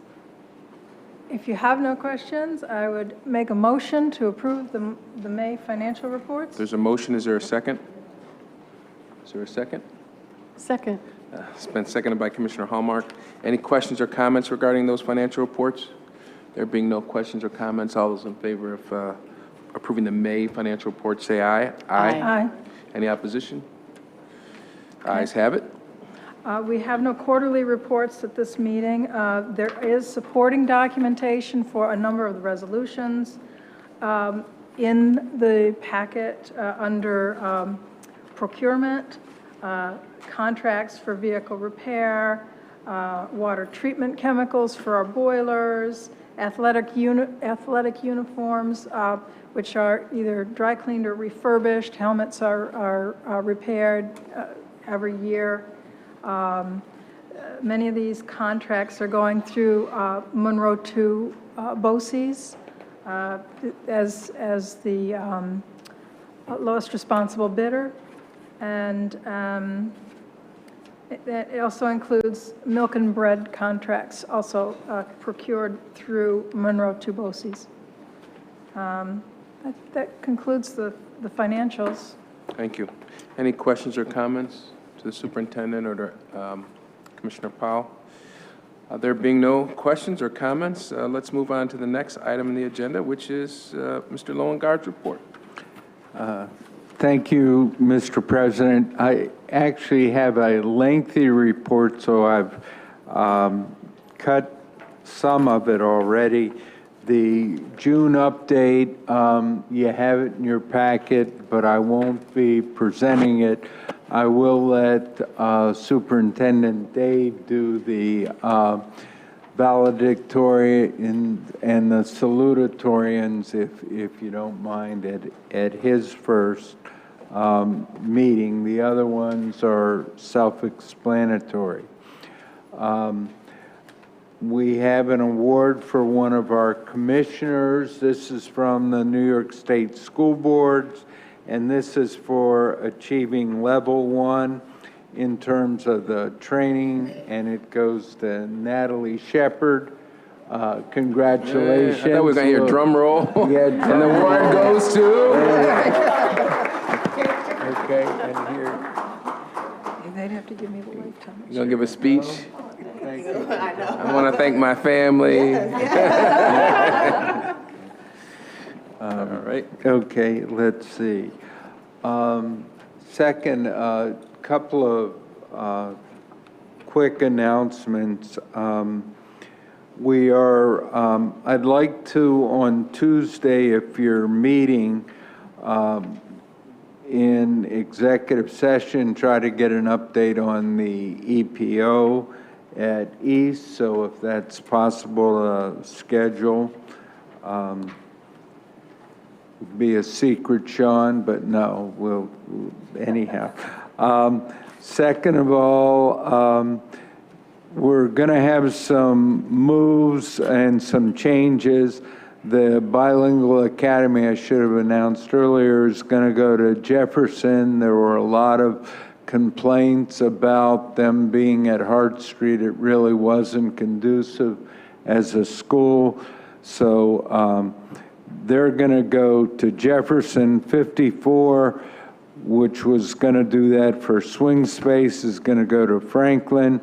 And the special ed, Keisha's cast of thousands, is going to go to Hart Street. So those are tentative, but we think it will work out. We can talk about them later. New leaders, I've been writing to you. Here's copies. There's no action tonight, but I wanted to remind you that new leaders was something that our distinguished educator headed up. It was also, leadership was talked about over and over in the DE's report. Our new superintendent also was a participant in the new program, or in the new leaders program. We'd like to bring this to Rochester. It's a 3-year program. It's very expensive, but there are funders on the horizon, both national and state funders. We also have gotten from Assemblyman Bronson a year-end closeout of approximately $500,000. I haven't given that away or anything, but we'd like to put towards new leaders $200,000. That'll come as an action, and I'm just giving you tonight explanations about it. I think Dr. Dade has really been eloquent in saying that leadership is key, and our principals and vice principals are key to that leadership. So he'll have more explanations. There'll be action. There's no action tonight that you need to take, but we don't have to commit any money until the overall program is about $4 or $5 million. We certainly are not putting that forward, but we do have to have skin in the game, and so I'll let the new superintendent explain more of it, but we do have the money if the other people come up with enough money to commit for the 3 years. Let's see. And then again, after the 3 years, we should be able to sustain this leadership training on our own, and that is really what's needed, as there's been some discussion tonight about leadership changes, but the reality is we have 15 to 20% changes every year. We should have a leadership program in order that we hire from within. Nothing against people that are from outside the district, but we have a lot of administrators, and we should be grooming them for the next spots that open up. Okay, so I have a presentation to do, and then if we can put that up, who's got it? Okay. What I thought I would, unless we're going to meet 1,000 times next week, this will be my last official meeting, and I thought I'd take sort of the opportunity to talk a little bit about enrollment and building inventory. I want to thank Beth and Mike, because they've done a lot of work. Their committee's been working.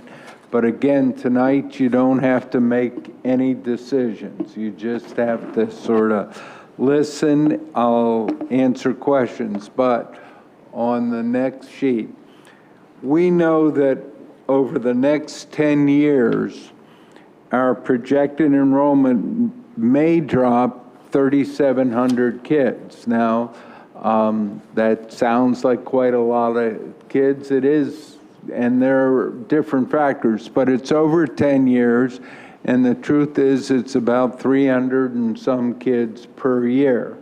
But given that, it's time for us to look ahead and see what we're going to do about that. If you switch to the next one, this is what our enrollment has done for the past 20 years.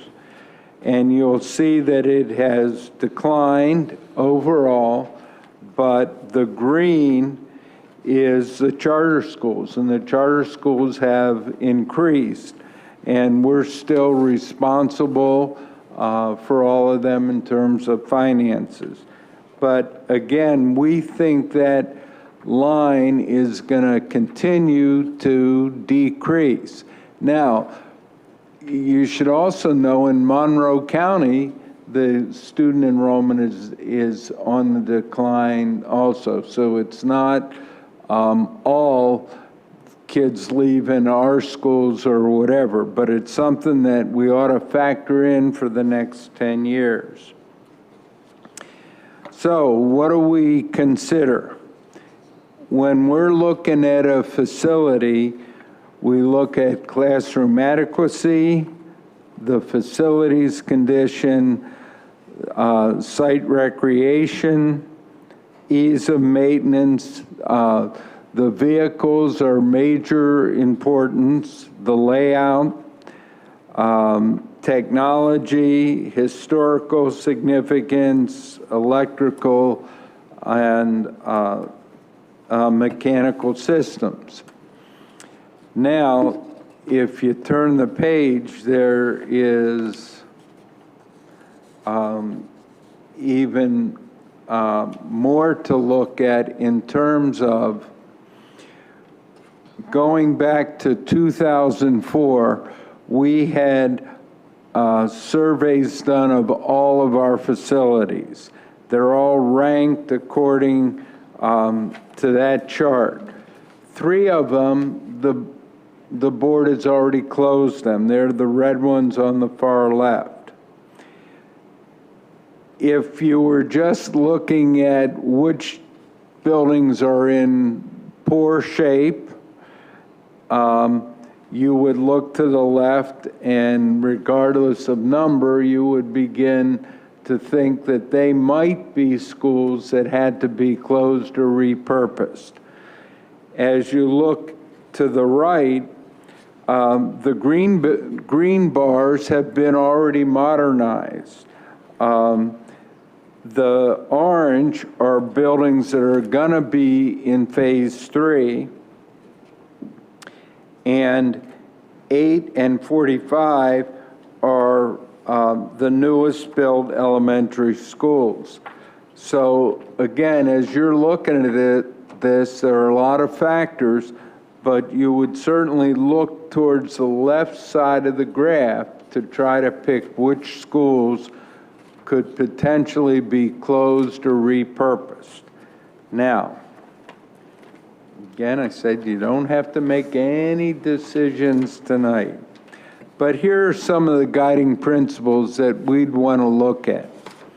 Number one is we're in 4 leased buildings right now, and over time, we should try to get out of those leases. Some of them have longer or shorter terms, but again, leased buildings are still aided, but again, the district, if possible, would get out of the leased space. Second, we have a lot of buildings that have a wood structure. Now, some have been renovated and are scheduled, but again, 13 buildings. Fairly typical in a city, we have 21 buildings that have inadequate space, and that is typical in a city. But the ones that have great space are our high schools. I mean, they have athletic space and they're large and all that. So again, I'm going to give you one possible scenario, but again, our high schools are in good shape. And it says there, maintain high school campuses. Now, in one sense, we have a decline in the high school over 10 years. In the other sense, we have buildings that are in good shape at the high school. So we've got to figure out how do we solve both of those issues. Now, if you turn to the next page, what else do you look at? Well, of course, enrollment, grade level configuration, but again, I've got to tell you, as far as achievement, that's not the driving thing that affects how kids do. The instruction in the classroom is what affects how kids do, not the grade levels in the building. Programmatic needs, location, again, if all of our best buildings were all in the south, but if the kids aren't in the south, then what are you going to do? And as we go in towards the consent decree and the L population, where they're going to be located, you want parents to be able to choose buildings where their kids are going to be and not be shopped around from one building to the next. So let's look at the high school buildings. And as you'll see from this next graph, our high schools are about 21 or 20% special needs kids, but we have not maintained that in every building. And you'll see that receivership schools tend to be ones that have high enrollment. So one of the things we need to do over time is make sure we're balancing the special needs population. Easier said than done, because we also want to balance it for special needs parents, that they know what school they're going to and they're going to stay at that school. We're not going to shop them around. So the next page tells you about the ELL population, and we have the same thing. Schools on the left have a high percentage, and again, our percentage is about 15%, so all schools should be around 15%. This isn't going to be done by just pulling kids out and sending them to new places, but it is one of the considerations as you look at all of our buildings. And again, you'll notice that the schools in red are receivership schools and also have a high population of L students. So part of this sort of whole thing with our buildings is to balance off that all schools will have a fair percentage of all different kinds of kids. So you've seen the next chart a lot. It really tells the whole story of receiverships to all the way to schools in good standings. I tend to not to focus on that so much, only because the state changes their definition all the time. Second of all, as soon as the urban districts fall below or actually achieve, then they'll change the definition again.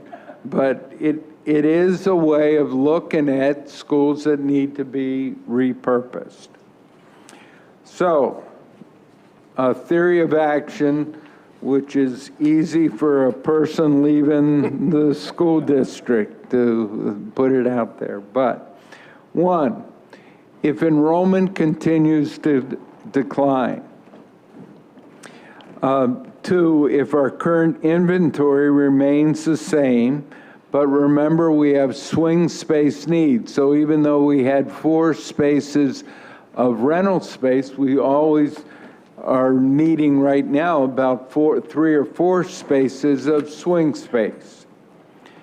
Lease space needs to be reduced or eliminated. The high schools are in the best shape with the most land, but that's not where we have kids. So one of the ideas is that the high schools become 712 with about 1,100 students.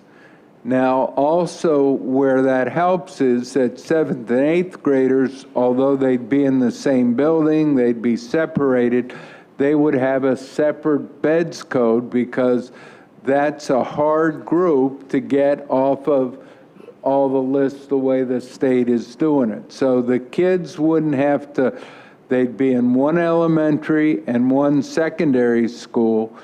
We'd have 2 schools in one at the secondary level. One concept is that we would begin at the elementary school to have neighborhood schools, and we'd have to do some work with transportation and all that, but you know, we're up to almost $100 million in transportation costs, but we get aid of 90+%. So we don't worry that much, but at some point we can make the argument to the state, we can spend less money, but you need to forget that 1.5 miles and really bus virtually everyone. And we'd still be way under that $100 million. We still have a structural deficit. Even though I'm leaving, I hope Everton's the last voice on this. You have to still listen to him, because the way our budget is structured, even if it goes up 3% and we've gone into the fund balance, we'll be $35 million short in the year 2021. Now, if we get that aid, we're great. But if we don't, we're going to be reducing again. And so we just always have to remember, expenditures have to be in line with our revenue. So with all that said, and with me getting out of town, there's probably 4 elementary schools that could be closed. But again, you'd have to look at lease space, swing space, the conditions of the building, and where we are. But it is something that over the next 10 years, and I'm not saying to wait till year 9 to make a decision, but it's a good time to start looking at all of our facilities. So on the last page, the necessary decision points. 2021, we're going to still face a deficit. I think that you should, early in the year, talk about considerations with community input about if we had to close some buildings, where would we look? Not popular for you to do, and there's never a logical answer to that. You have to keep in mind the zones, but I think the idea of elementary moving to neighborhood and secondary schools moving to choice, they already are choice, but every high school has to be a great choice. We no longer can have a couple of them being a great choice and then the rest of them are in trouble. So we need to think more about how every high school would be a great choice for kids. And fortunately, your modernization plan is right on point. It's fixing up the buildings that need to be fixed. Now, on some, I gave you the good news from Assemblyman Bronson about the money. The bad news is that Phase 3 has been slowed up. I'm going to meet with Jennifer Pyle from the Big Five, Mike, and try to find out what happened. There's a discrepancy. Everybody has their own theory. I'll meet with the committee and then report back to you what's happened and how quickly we can get Phase 3 up and running, because we don't want to lag in that's one of the things we've been doing great. So, questions on that? Go ahead. Thank you for giving us such a comprehensive overview. You did touch on elementary school choice and the concept of moving back towards neighborhood schools. And I don't want to debate the merits or demerits of that, but one of the things as a board, I've tried to raise the issue of revisiting our parent preference managed choice policy. And to do so in its entirety seems to be impossible. But there's one thing I think we do have at least a foundational consensus on, that is, in order to invite and inspire more families to choose their neighborhood school, we ought to have a bigger radius to draw from. You know, to cut off a family at a quarter mile plus 10 feet means that kids who could very well walk to school have been denied the preferential treatment that they might otherwise get. So if my colleagues are supportive of that, I did talk to, and I'm not asking for action tonight, but I did talk to Anne-Marie Lerner about how big of a technological challenge would it be to change the programming. And she said it would not be an overwhelming task if we were to break that specific function off and address it separately and sooner, because it's so much simpler a conversation than the larger parent preference managed choice conversation.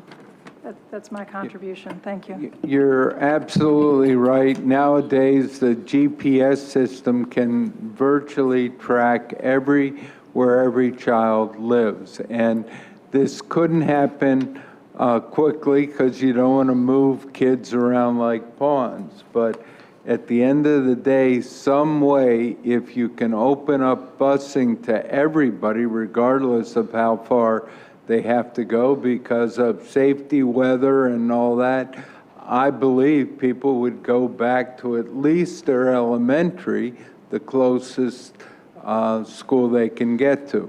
The other thing I'd say to the board is, I wish it were different, but you can set up great schools and you say, well, why don't other people look at them and make their school like that?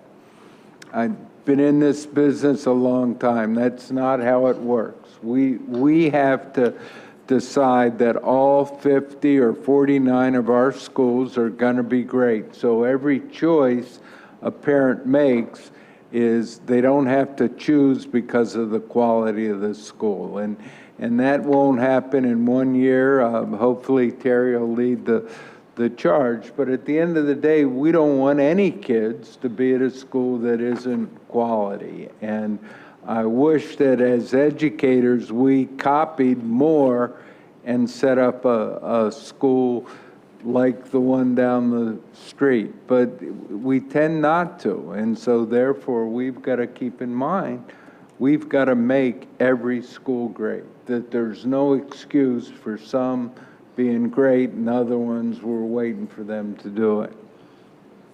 Any other thoughts, long-term or? Vice President Elliott? Thank you, Mr. President. As I was looking at this, one of the things that came to my mind, I thought I just saw an article in the paper, and I'm looking at your student enrollment data. Not only are the charter schools a competitive force against us, but also the whole urban-suburban programs, because they need more students, and which means that the money comes with the students. And so, you know, they are looking to, while, you know, I'm not necessarily all in favor of urban, suburban, I understand it.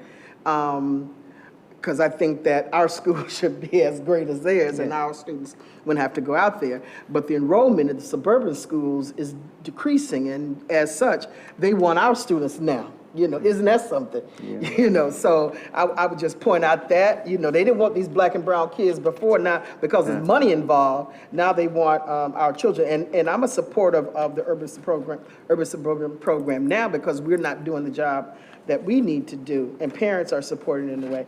And the other thing I just wanted you to clarify, Mr. Superintendent, about, I just want to make sure on your slide 8, high school considerations percentage of SWD 9 through 12, you had said that the issue here is with a high population overall in terms of receivership schools, I think. And I'm trying to figure out if you're saying only population or those schools that have a high SWD population. It's a factor, but not the only factor. But again, if our population of SWD at the secondary level is 20% or a little bit lower, then all our schools should have the same percentage of SWD kids.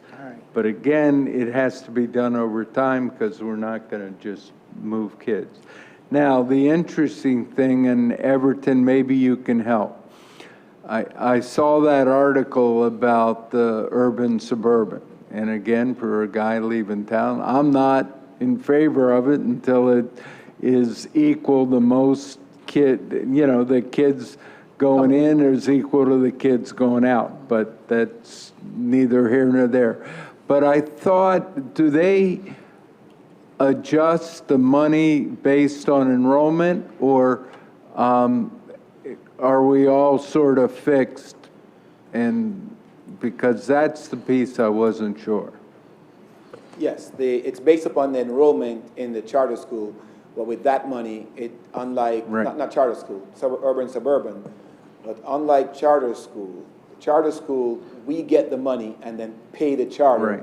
The urban, suburban, the state takes the money out before they give it to us and pay the charter school, the urban, suburban. Suburban schools. But the urban suburban, do they get more state aid as their enrollment goes up? Yes. Or they do? Yes. Okay, and do we get less aid because our enrollment goes down? Yes. Okay. Based upon the enrollment, because when we file our ST3, we've got to put the amount of students that's going there, so they use that as a factor. Well, then it's a money issue that the board's going to have to wrestle.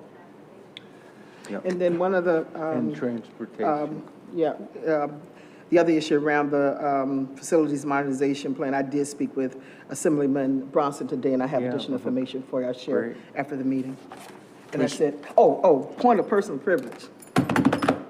I just want to take this time to thank someone that I have learned to highly respect, both these people, Superintendent Loengard, as well as Linda Simmons. This is their last meeting, and I would be remiss if I didn't take an opportunity. I'm sure that the president may do something, but I wanted to just take a minute to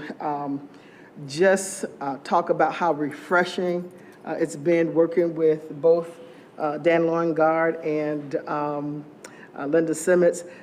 They're better known as what it is, Fred and Ethel? Fred and Ethel. Fred and Ethel. The Mertzes. The Mertzes, they're better Mertzes. known as that.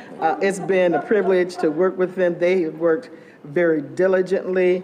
Dan is very strong and makes the decisions that are best for this district. They're not based on emotion.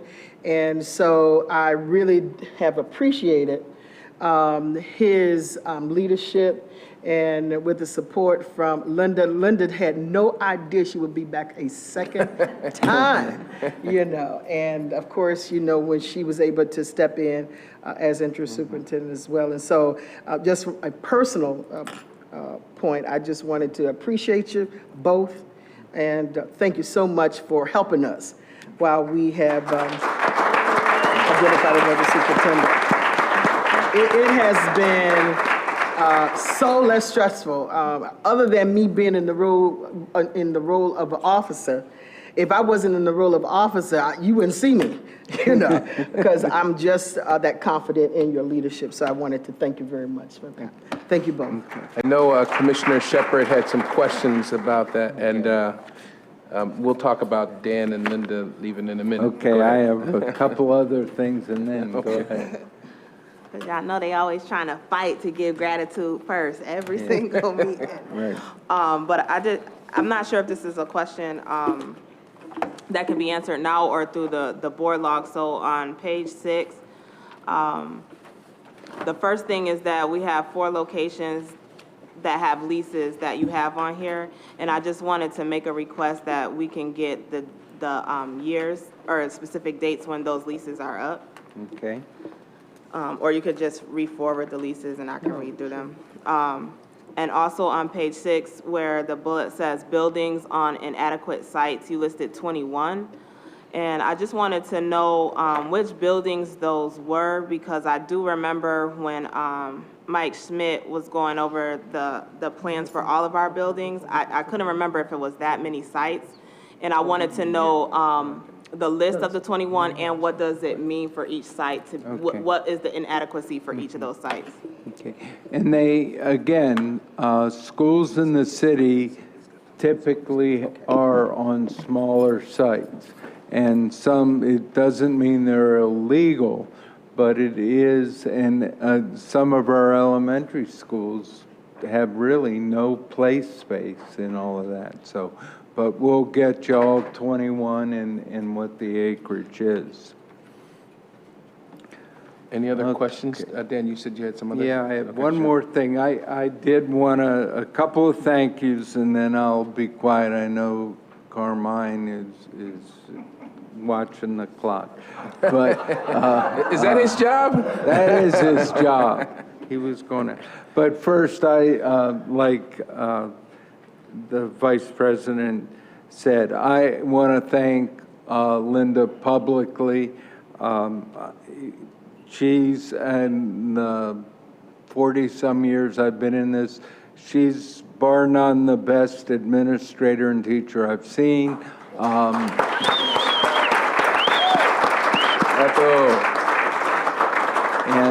And it was nice when Cynthia said, I make decisions and then they're changed by Linda, but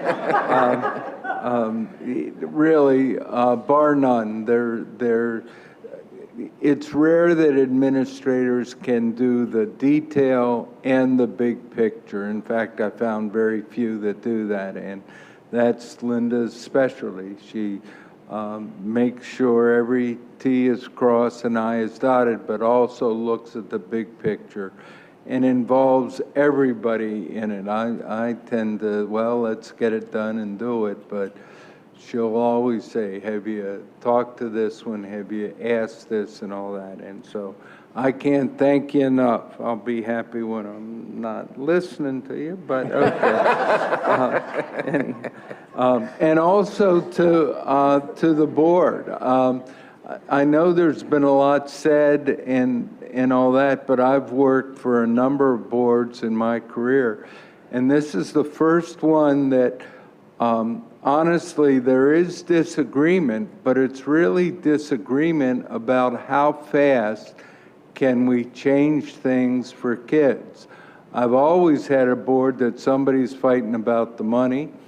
This group doesn't fight about the money. There's no expense that they'll pass up if it's to benefit kids. And so, although we have to rein that in, it has been the best board that I've ever worked for. And also, with all the slings and arrows, they seem to keep their head about what's important in the kids. So I can't thank you enough. 3, I've met Terry. I trust him. I hope that he has, we were kidding 5, 10, 15 years. The stability is really key for this district. People have left and for any number of reasons, but at the end of the day, what suburban advantages are, they don't have nearly the problems or the issues, but they hold on to their leaders. And I hope this board, you got a good one, you hold on to him, and I think he'll do great stuff. His emphasis is on teaching and learning. And that's what all of it should be on. That's how the kids learn to read, write, and do math, and graduate. So regardless of what the commissioner, the mayor, the chamber, board elections, or whatever, I think you've got the kind of leader that's going to talk about teaching and learning, and that will really make the difference. And last, but certainly not least, the staff that's here have been fabulous. I don't know what the criticism or whatever is, but they work night and day. Don't complain except Carmine. No. They truly work night and day to get this stuff right, and I can't thank you enough. It's been the best group that I've ever had a chance to work with, so I thank you for your hard work all the time, even at late hours of the night, Saturdays and Sundays, they're already working. So that's it for the report. Okay. There you go. Please stand up. Give him one more. It's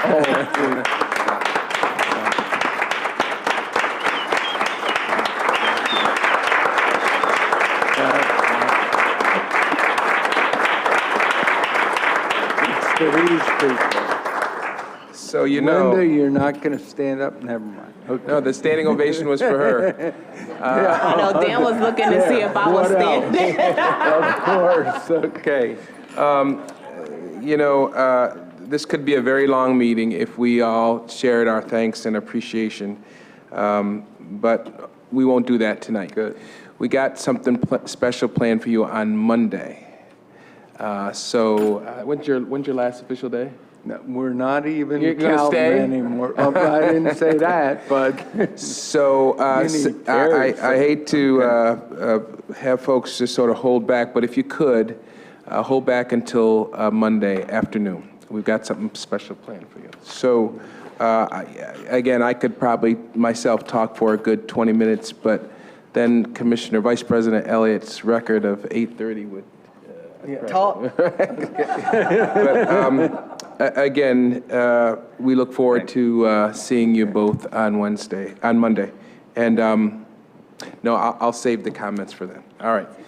Next item on the agenda is consideration of resolutions. Yeah. What's that? Were you going to talk about the salutatorians? Did you know?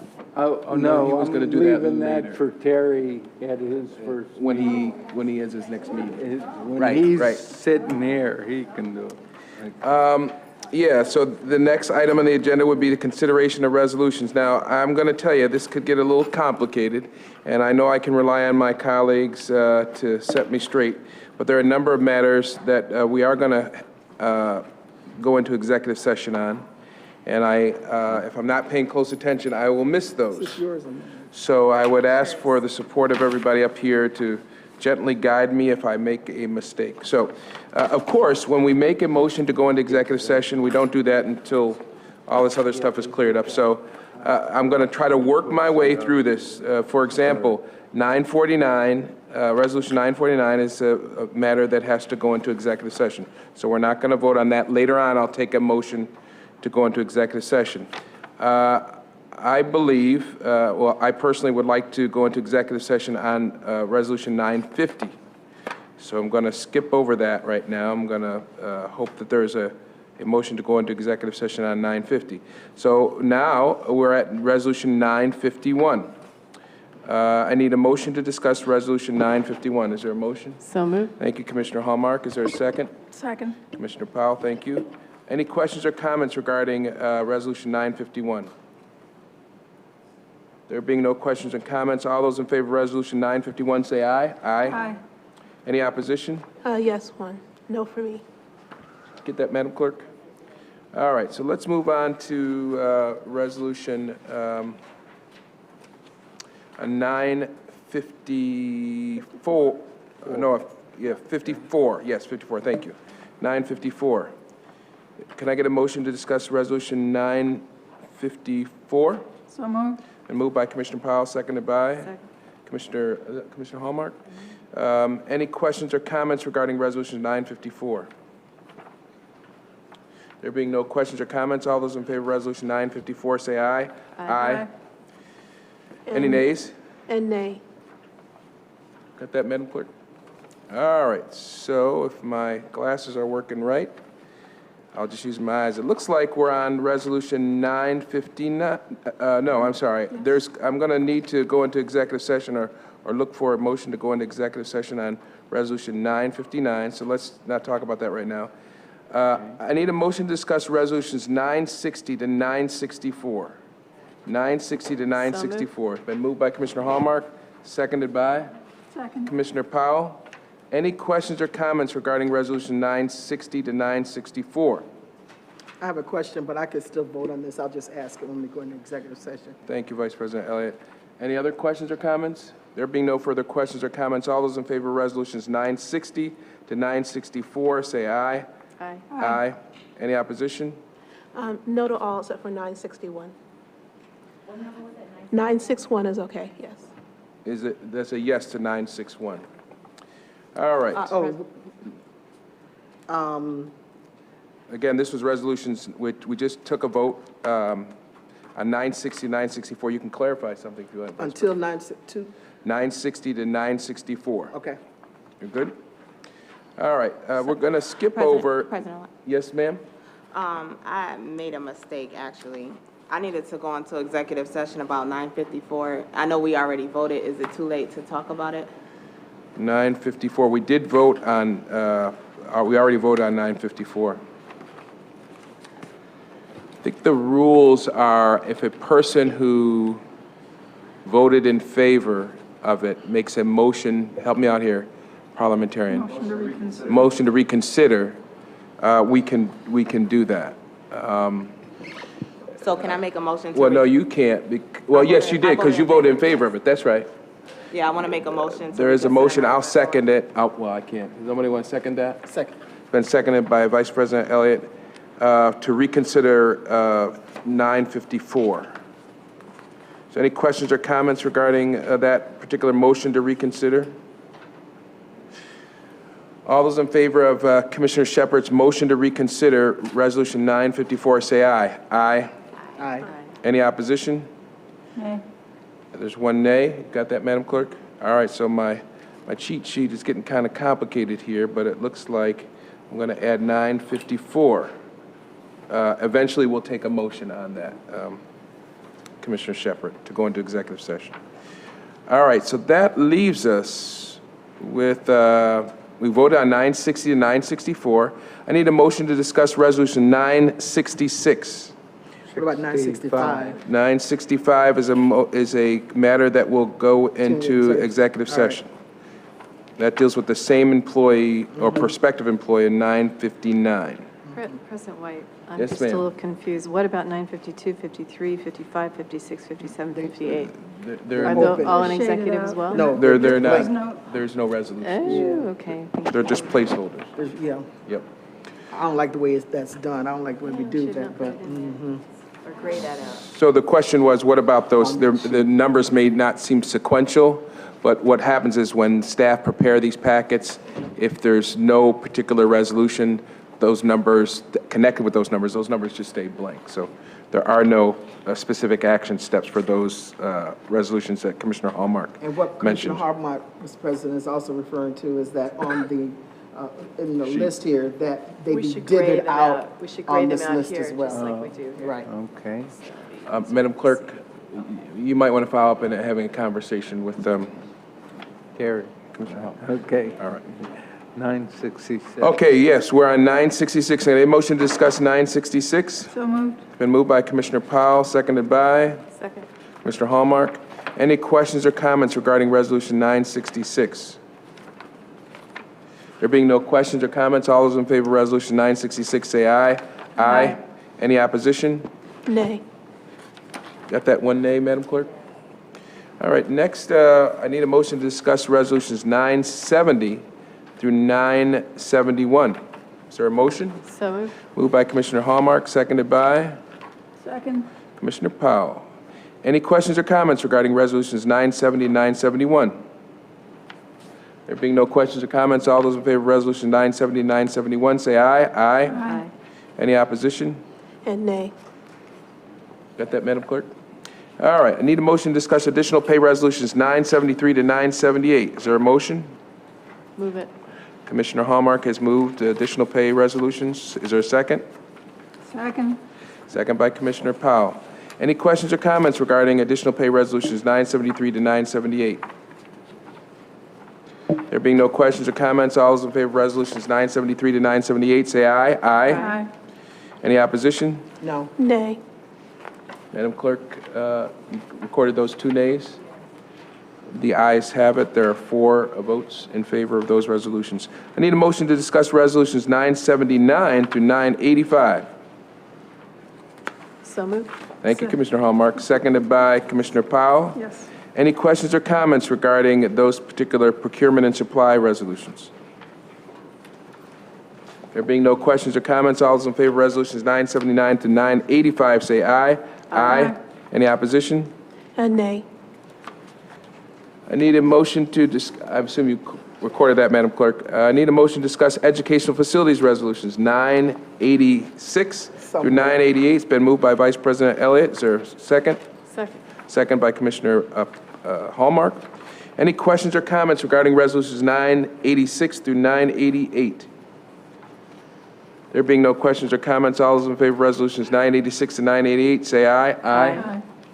And nay. It's one nay. You got that, Madam Clerk? All right. Moving along here, I need a motion to discuss other resolutions designated as resolutions 989 through 989. That's I think is it's that type supposed to be of 990. 990. I thought we have a meeting on the first meeting of the month to go over EPO stuff. Why are you involved in our stuff here? Well, occasionally. You ain't got to explain that. I was just- Did you? By the way, did you get your dinner? I told him What? that's okay. Oh no, man! You can't be welching on you. Come on No, now. I told him, I was just teasing. No. Okay, if she don't want the dinner, I want the dinner. And by the way, you can cook it because I'm gonna put all your business in the street. But have you ever looked at? I am going to do it anyways. Have you ever looked at Sean's Facebook page? It'll make you hungry. The man can cook. Well, it looks good. I don't know if it tastes good, but anyway. All right. So it was 989 through 990. Is it 990 or 999? Let's take a look. Because the It's $9.99. $9.99, I think. Yeah, it's $9.99. Is there a motion? So moved. Been moved by Commissioner Hallmark, seconded by Commissioner Powell. Any questions or comments regarding resolutions 989 through 999? There being no questions or comments, all those in favor say aye. Aye. Any opposition? Nay. Nay. I need a motion to discuss resolutions 1001 to 1007. These are the EPO resolutions. So moved. It's been moved by Commissioner Hallmark, seconded by, come on now, Second. Commissioner Davis. Thank you. Any questions or comments regarding resolutions 1001 through 1007? I would just comment that. Yes, ma'am. 1002 isn't strictly speaking an EPO. It's kind of falls under the facilities. It's rental of parking spaces for World of Inquiry. There may be some, and Resolution 104 has nothing to do with the EPO either. So it's more, this category is more like another other One, other two. Other one and other two. Thing one and thing two. Well, I would just ask staff to be cognizant of the fact that they're labeling these and that they label them appropriately. I know these were a lot of resolutions on the table tonight, but yeah, those could have easily been called out. We do try, and staff knows this, we do try to separate the EPO resolutions from the other stuff, but the resolution's just the same. 1001 through 1007, can I get a vote on that? All those in favor of resolutions 1001 through 1007, say aye. Aye. Any opposition? No to 1007. Nay. And nay to all of them, Commissioner Davis? I'm sorry. No, that's all right. Yes. Yep. Okay, Except, I'm sorry, No, it's all right. except 1004. except 1004. You got that, Madam Clerk? Yes. All right, so I appreciate that. I need to let you all know our next meeting is not until July the 11th, 6 o'clock. You can see additional meeting information by going to our website. Of course, everybody knows it's www.rcsdk12.org. But we're not done here just yet. I have to have a motion to go into executive session for the purpose of discussing particular employees. I put plural on that because we're going to talk about tenure appointments. We also have to talk about other matters relating to discipline of particular employees and potential litigation, as I understand it. So can I get that motion to go into executive session? So moved. And it's, yes, Carl? Mr. President? Yep. I would suggest with respect to the other employee resolution that we specifically note that this is a resolution to consider a charge under section 3020B of the education law. I wasn't sure if I should mention that, but now I know I should have, and I appreciate that. So the motion is modified accordingly. All those in favor of going to executive session for the purposes enumerated by myself and Carl Christoph, say aye. Aye. Aye. Any opposition? For you gladiators out there, if you really want to see us when we close the meeting off, because we will be voting when we come out of executive session. Again, there are a number of tenured appointments, and there may be some news about some special education stuff that may come out when we come out of executive session. We'll be coming out of executive session on the second floor out of the superintendent's conference room. As we make our way out, I would encourage you all to take a look at the video called You Got This. I want to thank Terry Dade for being the inspiration behind having a rally at World of Inquiry. That was Terry's idea, to sort of motivate our children across the finish line, to get adults refocused, not on the future of this board, but on the future of our children. So thank you, Terry, for that motivation. We had a great time.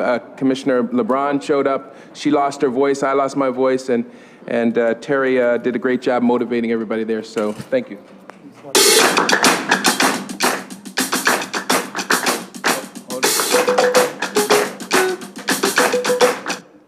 Mr. President, Yes, I just sir. wanted to remind you that today is one of my team members' last days Todd. with us. Todd. Todd will be leaving us next week. He's on the board behind. like, in Thank the you, corner, thank you, right? thank you. We're losing a lot of folks, good folks today, and I feel kind of awkward about doing this, but I gotta speak the truth. You know, sometimes we don't want to be selective about people that we point out, but Todd is the proverbial behind-the-scenes guy. And I cannot tell you, and I know everybody's got their own Todd story, but I can't tell you how many times I've gone to Todd at the last minute and said, Todd, I need this song. I need this video played. And he is there, ready at hand. He's a steady person for this district. So if you all could join me in a round of applause for Todd for all the good work you do. So we can't even see him, but thank you very much, Todd. Thank you, Carlos, for reminding me. Todd, we really appreciate your work. Mr. President? Yes, yep, sure. Point of personal privilege. Flowers to them that are still with us. Tom Mon does the voiceover for our commercials for UPK, and it's awesome. He does our robocalls. I'm glad to have you with us, Tom. But you're not going anywhere, it's just... Flowers for them while they're still with us. So we're going to go into executive session, but we've encouraged everybody to forward this video to parents, students. Again, the notion is to get ourselves embracing, pushing, cajoling, shoving our kids across the finish line, and forget what's going to happen to 7 adults. There are 7,000 children taking Regents exams. I've said to the mayor, I've said to everybody, stop the conversation about what's going to happen to us. Let's focus on these kids. So that's what the video is about. God bless and have a nice night.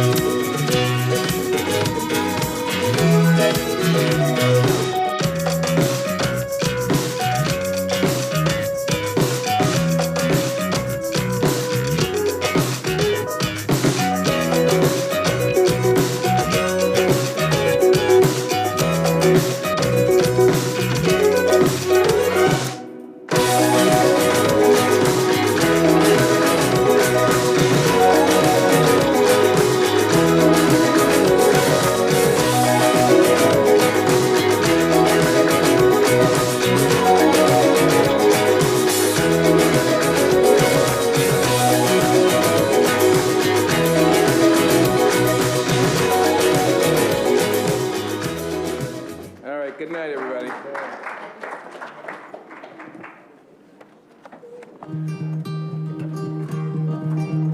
I will fight for you.